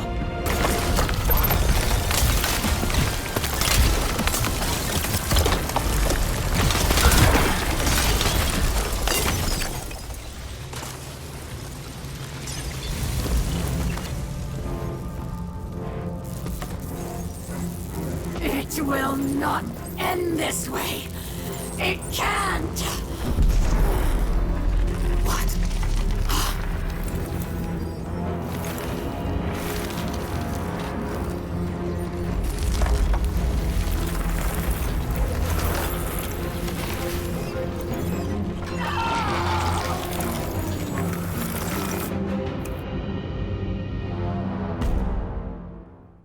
Although Aramis was frozen here in stasis, we still had much to do on Europa. Fallen, led by Aramis, had found the deep stone crypt, and some of them even converted themselves into exos, like Atrax. During the deep stone crypt raid, we enter the crypt and stop an orbital station from crashing into the moon. It is here we learn that the Eliksni converted Atrax into an exo successfully, and we had to take her down.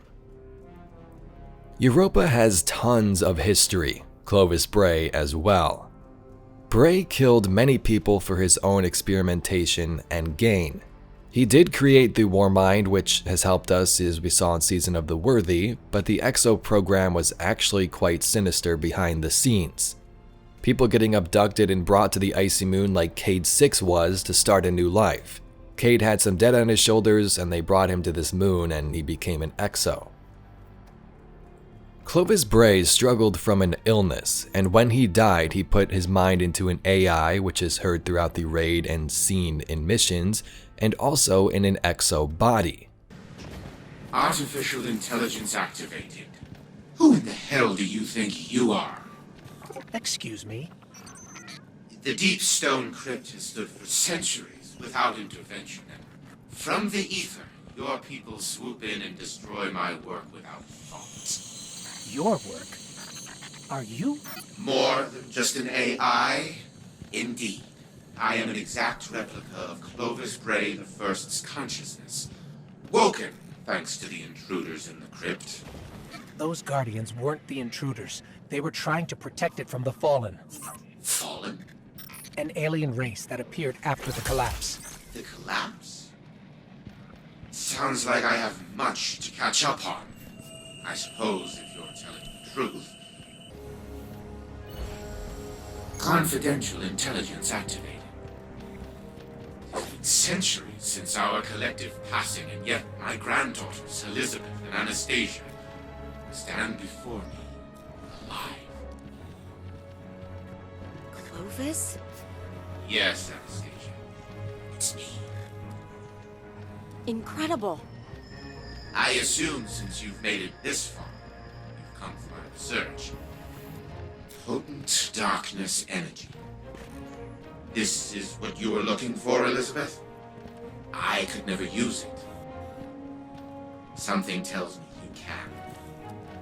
I can, and will, but not alone. We can all use it for good, to save humanity. No. What? It's not what it's for at all. It's for research, for legacy, for the Bray name. Why am I not surprised? Don't get holier than thou on me, Elizabeth.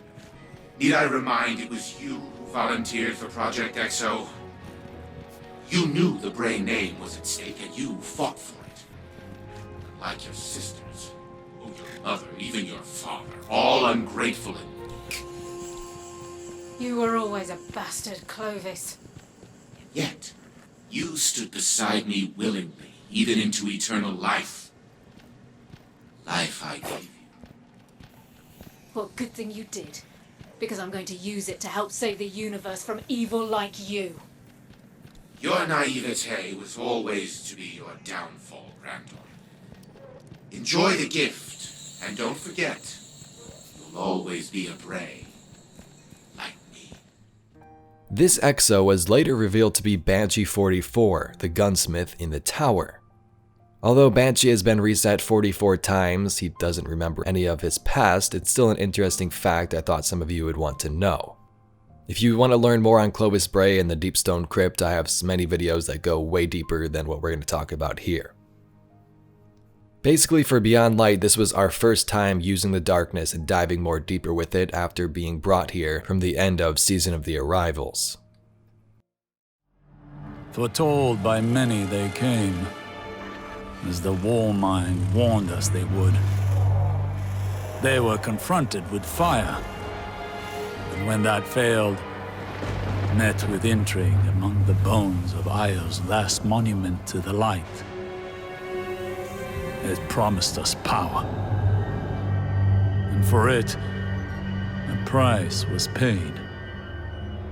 A lull holds the system, though it is not emptiness that gives us pause. Yet not all is lost. Stand, Guardian.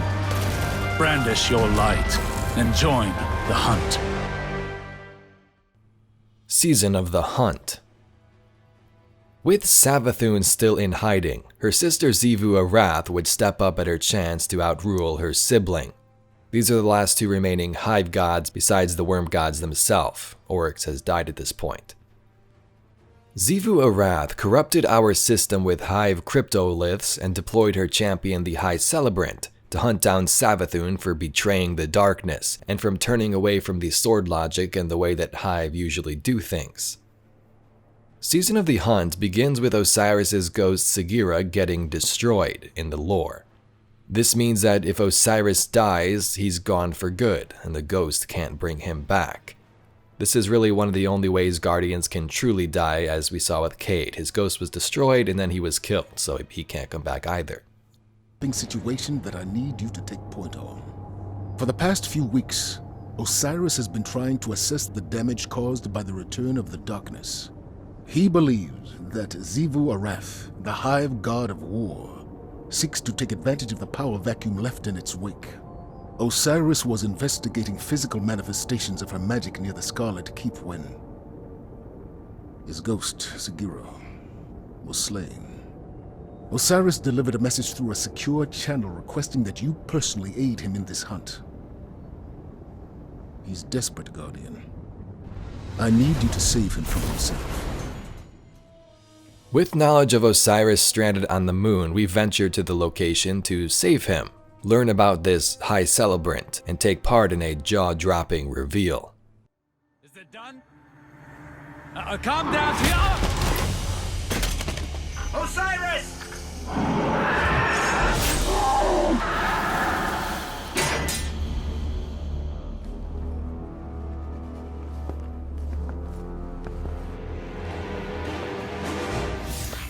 We warned you it was going to be dangerous down here, especially for the ghostless. I'm glad to see we're all okay, though. I'm Glent, by the way. It's a pleasure to meet you all. Go on. Introduce yourself. They call me the Crow. My boss wants to see you. Impossible.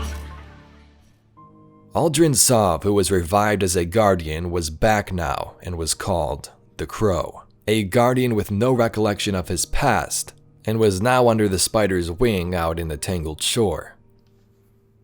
This was a huge plot twist in the fact that such a huge character was back. People recognize his face, but it's not who he was. The Crow didn't do anything that Uldren did, and he's completely oblivious to the fact that the entire Awoken were led by his sister, and that he played such a massive part here in this very Tangled Shore.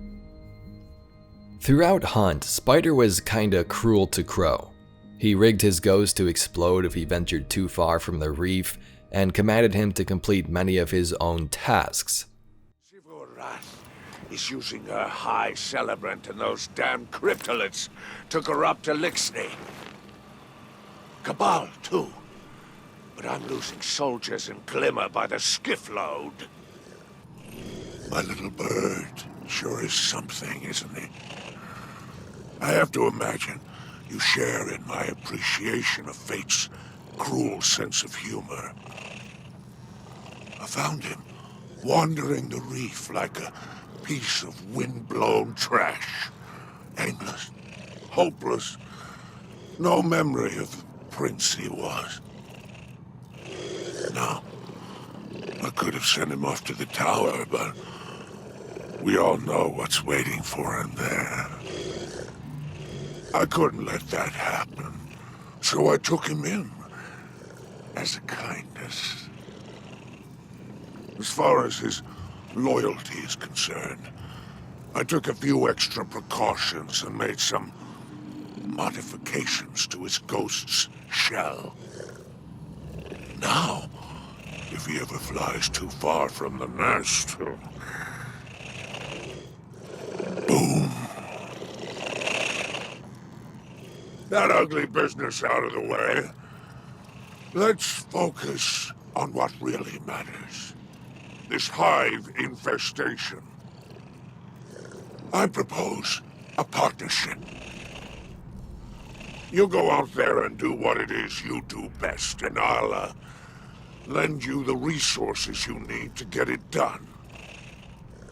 Maybe even a little extra something on the side. Just don't mention the name Uldren Sov. For his sake. But with the help of Crow, we destroy the Hive cryptoliths and eventually the High Celebrant in the Ascendant Plane. With the deed done, Spider thanks us and says we can have a parting gift. You can have a prized bauble from my lair as compensation for your heroics. I want him. Cute. Real funny. You said anything in the room.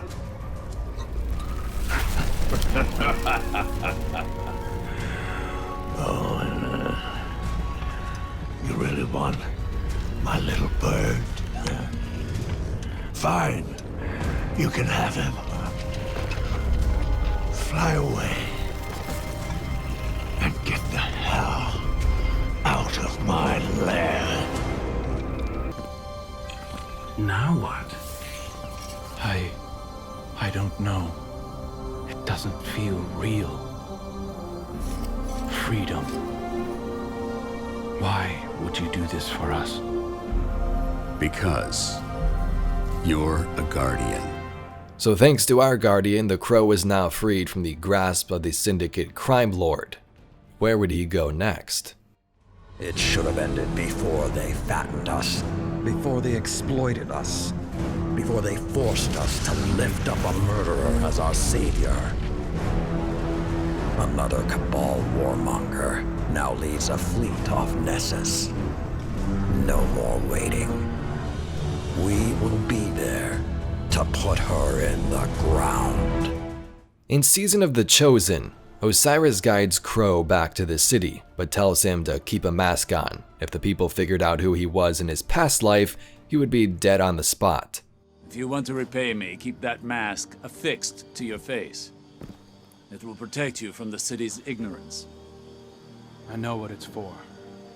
If this is what it takes to make a difference, I'm in.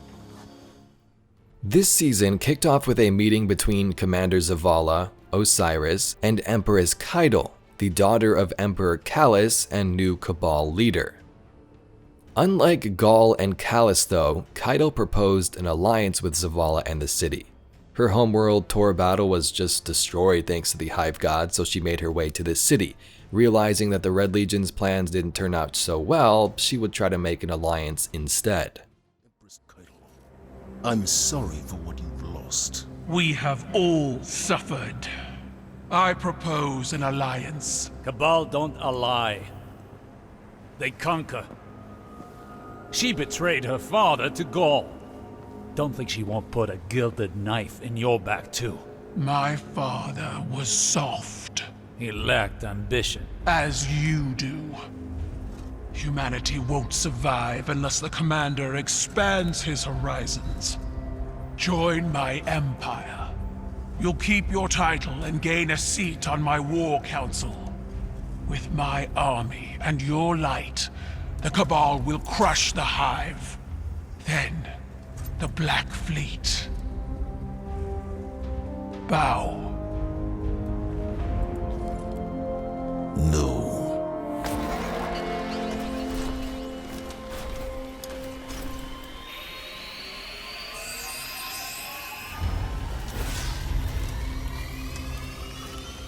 Very well. Ready yourself, Commander. I'll sharpen my gilded knife and see you both on the battlefield. Thanks to that, we take part in Cabal battleground activities to prove our worth to Keitel. As this story builds over the season, so does the relationship of Crow and Osiris. Crow begins to learn of a planned assassination attempt of Commander Zavala by some rogue scions. Despite Osiris wanting him to be hidden, he investigates in the shadows and thwarts an attempt in the dark of the night. It was a warm night, and I wanted to feel the breeze on my face. I took a walk through the first garden we planted inside these walls, to remind myself how far we've come. We've made so many sacrifices since those early days, but with the green of that garden and the murmur of the city we built up around it, I could be at peace. For a little while. Have you ever felt someone's eyes watching you, Guardian? You might not believe it, but I knew he was there before I saw him.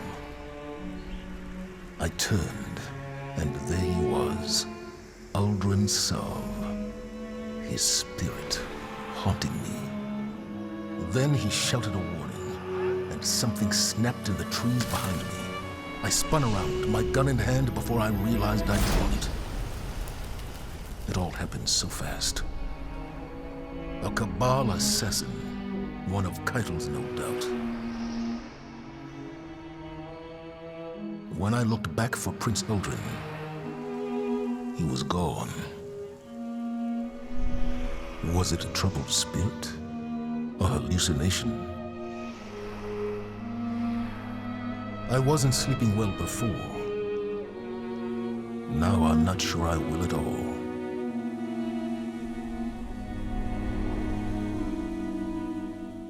It was seen. At that distance, in the dark, no. Enough to put a name to a dead man's face. The commander told Ikora. Thankfully, he passed you off as a hallucination. An assassin was inside our walls. I had to do something. This isn't the first time an enemy has infiltrated the city, and it won't be the last. Your concern is noted, but far from a crisis. An attempted assassination isn't a crisis? Zavala is quite capable of dispatching a lone scion. He was distracted, soon to be lightless. If I wasn't unmasked, didn't the spider teach you that even small mistakes bring large consequences? I suppose you learned that chasing Xivu Arath. Choose your next words wisely. I should have kept my mask on, but I don't regret acting. I still think Zavala's in danger. In the conclusion to Chosen, both the Cabal and the Vanguard appoint a champion to fight one another. The winner would dictate the agreement and wins control. Keitel appointed Ignavin, and Zavala of course chooses you. Boarding a land tank on Nessus, we fight through waves of Cabal to advance to the boss room where Keitel's champion is destroyed.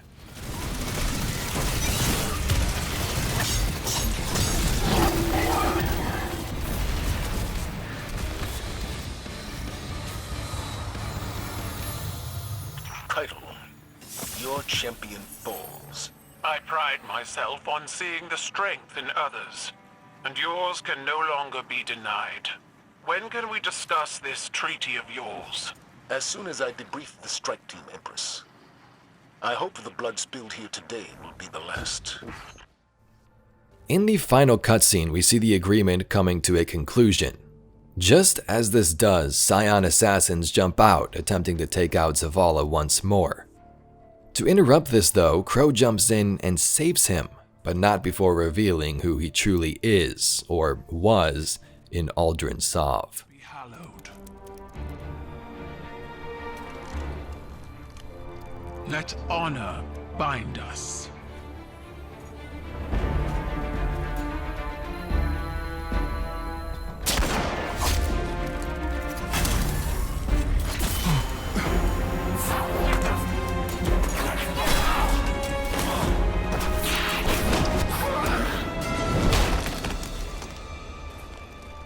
I didn't order this. Bring me the one who pulled the trigger. They'll know who did.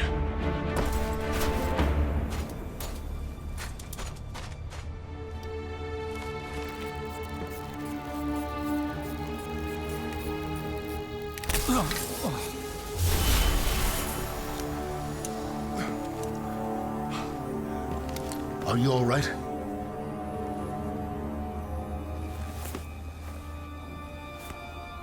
I'm alive.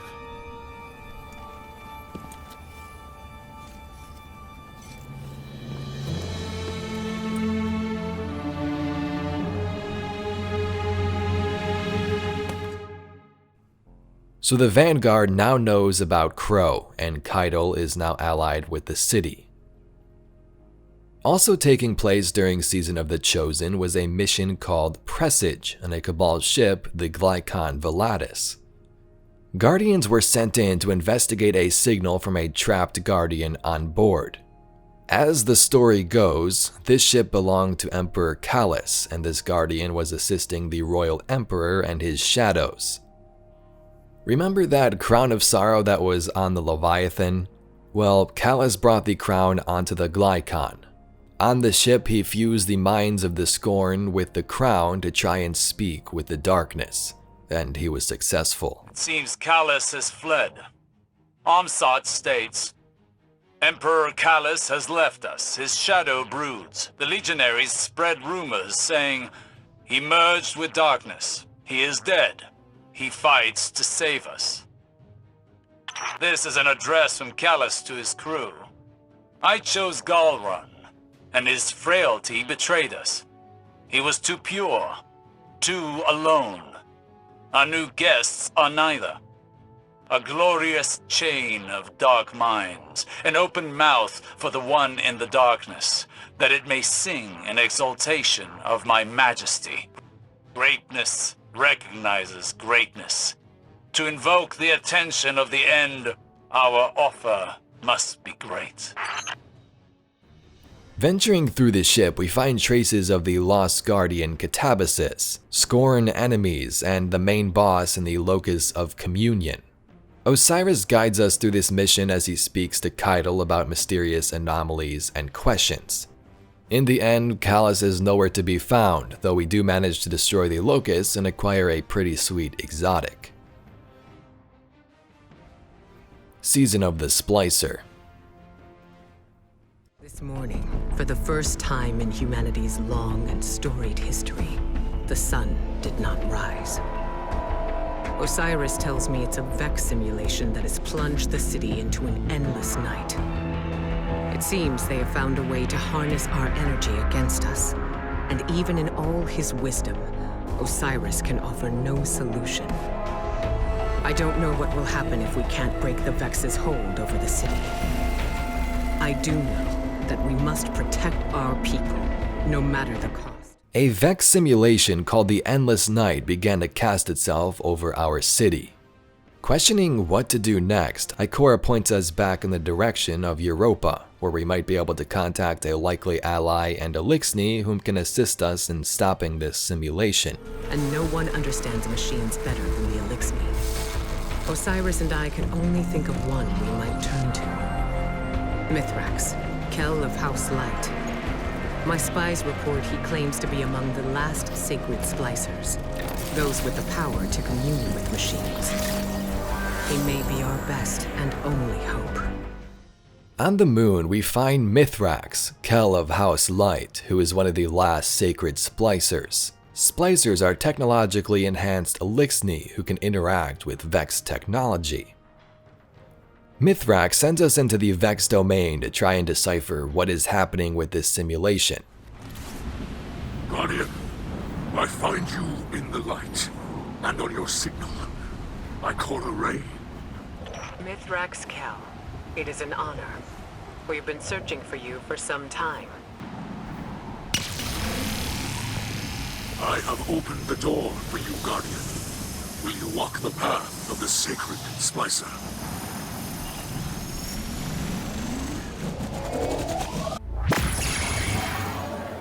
Did you send them into a Vex simulation? The path before them is no illusion. The Guardian ventures through the Vex domain itself.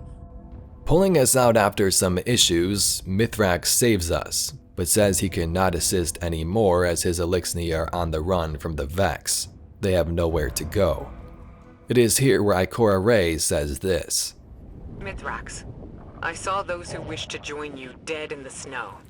Let them be the last to fall. Come, shelter in our city, you and your people. Ikora Kell, can you offer the Elixni such a thing? I just did. You'll be under the Vanguard's protection. The Vex are the enemy here, and any Lightbearer who disagrees can take it up with me. At first, humans were not fond of this idea. Just think about inviting aliens who were once enemies into your city to live right next to you. An Elixni camp was set up in the Batsa district and ruins in the city. This was where the Scourge of the Past raid took place. Now the Elixni of House Light would make their home in this bombed out shelter, and some would roam the tower and helm. Many characters became more prominent in these last couple of seasons. During Splicer, Osiris was still there, Crow, Saint 14, Saladin, and now Lakshmi too, leader of a faction called the Future War Cult, who did not appreciate the Elixni living so close to humans. Your house can best show gratitude by keeping to itself. I know your assistance with the Vex will benefit us all, but not everyone in the city is so open-minded. These same Fallen are now inside our city, at the invitation of the Vanguard. Ikora Rain knows all this, and more. Her hidden spies report as much, yet she continues to support these false alliances over her own people. Throughout the season, we invade the Vex domain, learning secrets and hints at ways to stop the endless night that was cast on our city. About 6 weeks in, it was revealed that the Vex were not the cause of the endless night as previously thought. Savathun and Quria were behind all of this. What do you see? An infestation. I have found the Vex at the source of the endless night. Quria, the dreaming mind.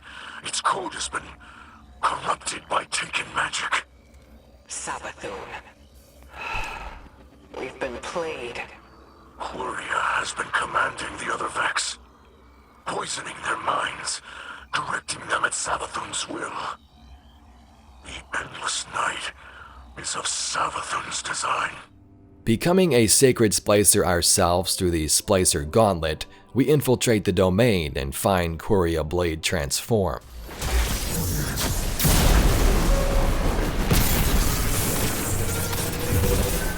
Unbelievable. Quria is gone. A great evil vanquished. A deed of legends. To conclude the season, the Dreaming Mind in Quria was destroyed, but Lakshmi opened a portal in the city thanks to help from Osiris. Lakshmi was so fed up with Ikora and the Vanguard not listening to her and honoring the ways of the Elixni that she turned against us and opened this portal in the city, allowing this Vex invasion. With the aid of Osiris, I have learned how to safely command the power of the Vex. I will use it to do what the Vanguard will not. I will tear open a rift, banish the Fallen to the depths of space from where they came. Mithrax, what's your status? We are overrun. Please, we cannot hold them off for much longer.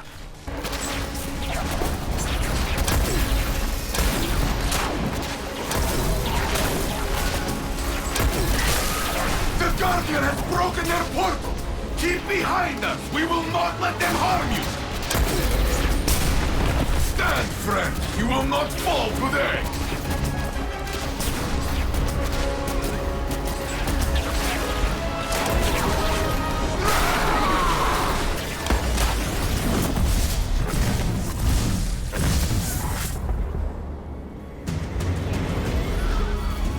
More than enough.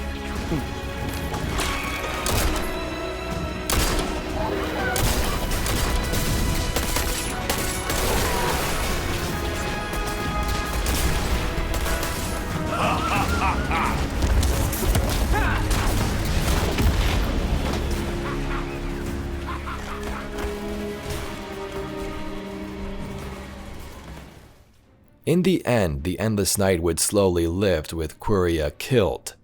Lakshmi was gone, and the Elixni of House Light like Kaido's Cabal were now our allies as well. In the aftermath, Ikora gives Osiris access to all records on Savathun and the city to learn what he can about her plans. This was also not a good idea as things seemed pretty fishy with Osiris in this final cutscene.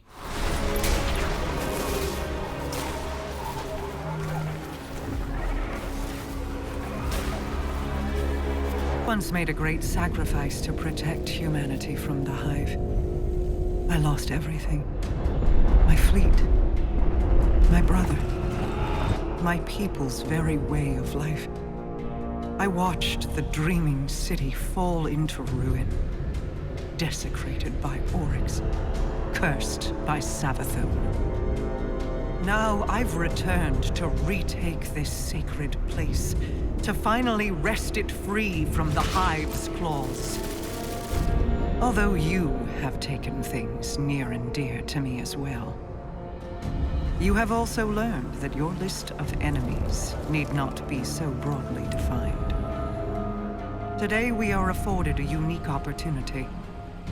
The road ahead of us is fraught with perilous choices, Guardian. Choose wisely. Mara Sov returns to end the curse on the Dreaming City. The first mission opens with our Guardian and Saint 14 hunting down Osiris in the Dreaming City for his involvement with Lakshmi's portal. When we find him and catch up with Mara Sov, something crazy is revealed. Osiris? You must come home. Answer for what you have done. The Vanguard will show mercy. Yes. Ikora and Commander Zavala are nothing if not generous. Queen Mara. Look how they've welcomed the crow into their flock.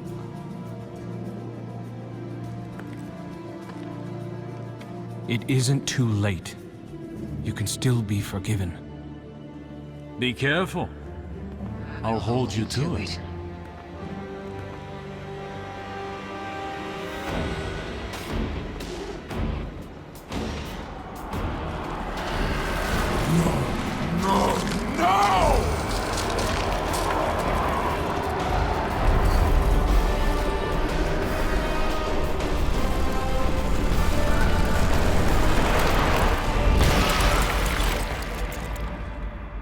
Osiris!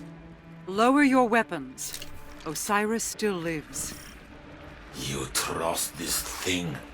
This thing and I have come to an agreement.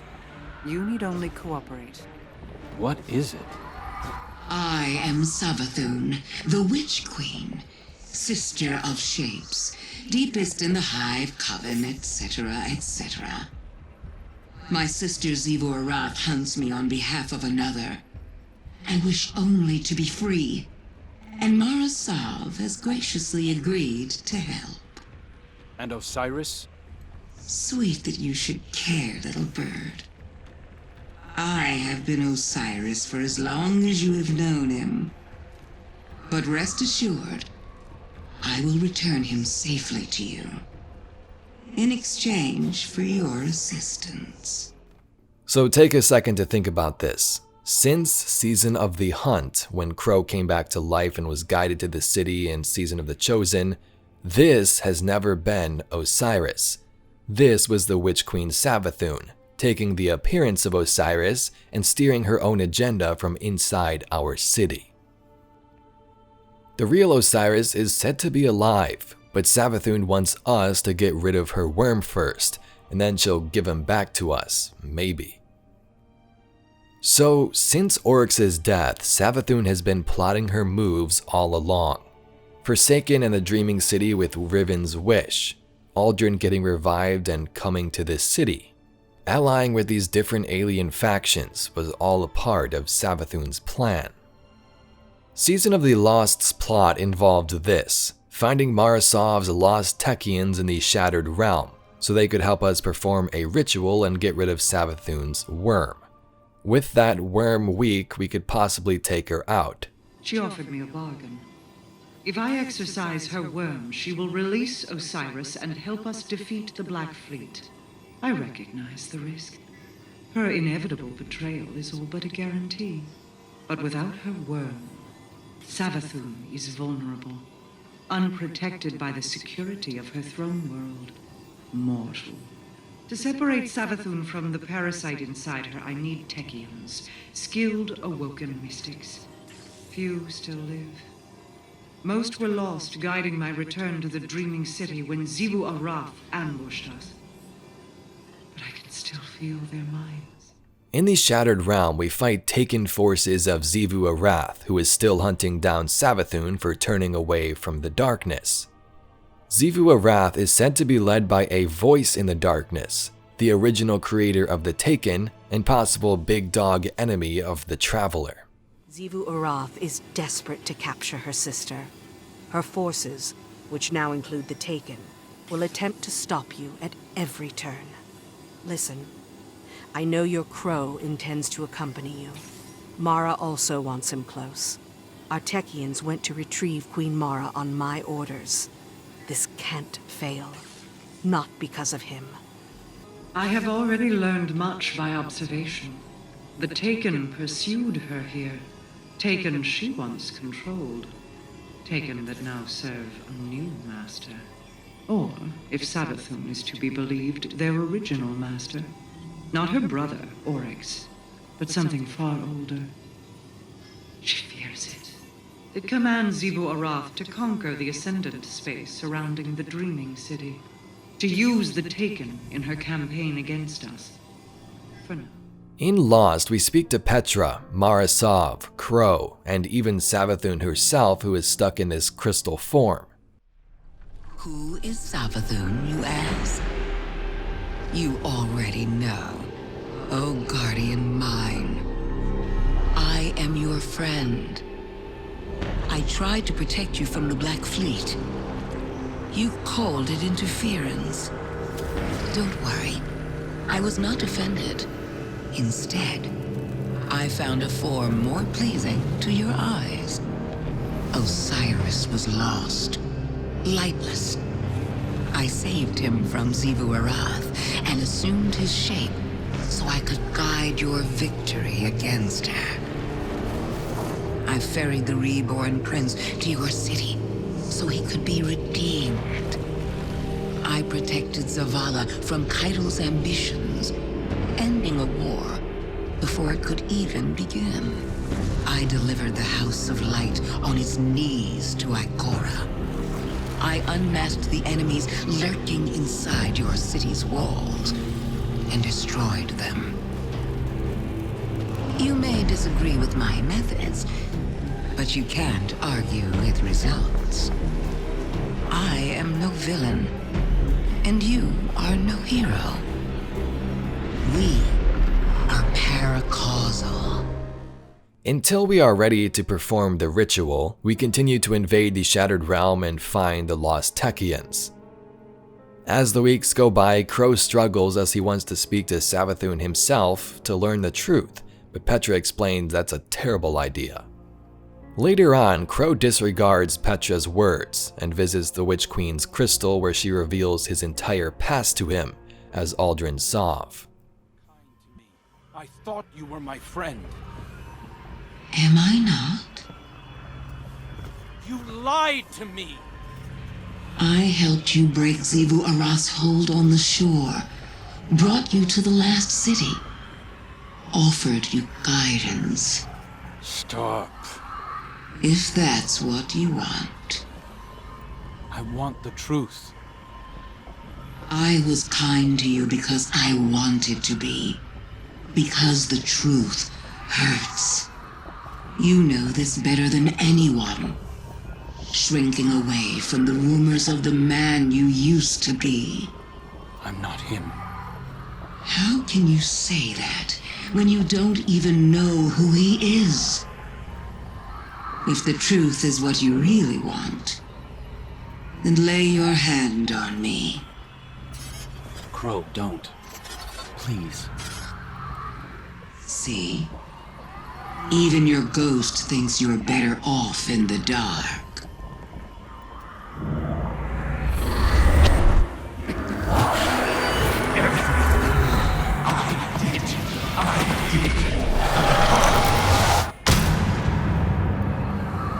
Crow, don't.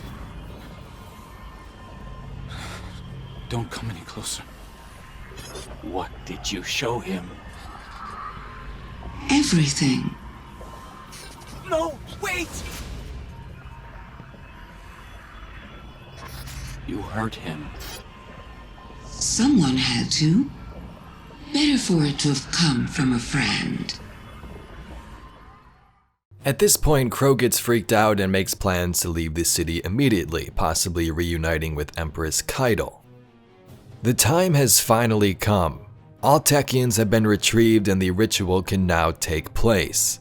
Now, I'm making this video about a week before the season ends, but we can kind of assume what is going to happen. Perhaps this worm is extracted and Savathun does escape somehow. I wanted to put this video out a little bit earlier rather than just like 3 days before Witch Queen, so those of you who are interested could get up to date. So if you'd like to see the rest of the season of the Lost stuff, I'll have videos of that on the channel. But with that ending, this brings us up to Witch Queen. Savathun has obtained the power of the light, and Guardians must now venture into her throne world to uncover the truth about the darkness, about the light, and the secrets of our ancient traveler. So I hope you enjoyed this video, a complete roundup of Destiny's epic and cinematic story, at least the major parts of it. If you like a deeper dive in some of the awesome lore in this universe, definitely be sure to subscribe and visit the channel. Hope you enjoy Witch Queen if you're going to play it February 22nd, and I thank you very much for watching. My name's Evade, and I'll catch you Guardians in the next one.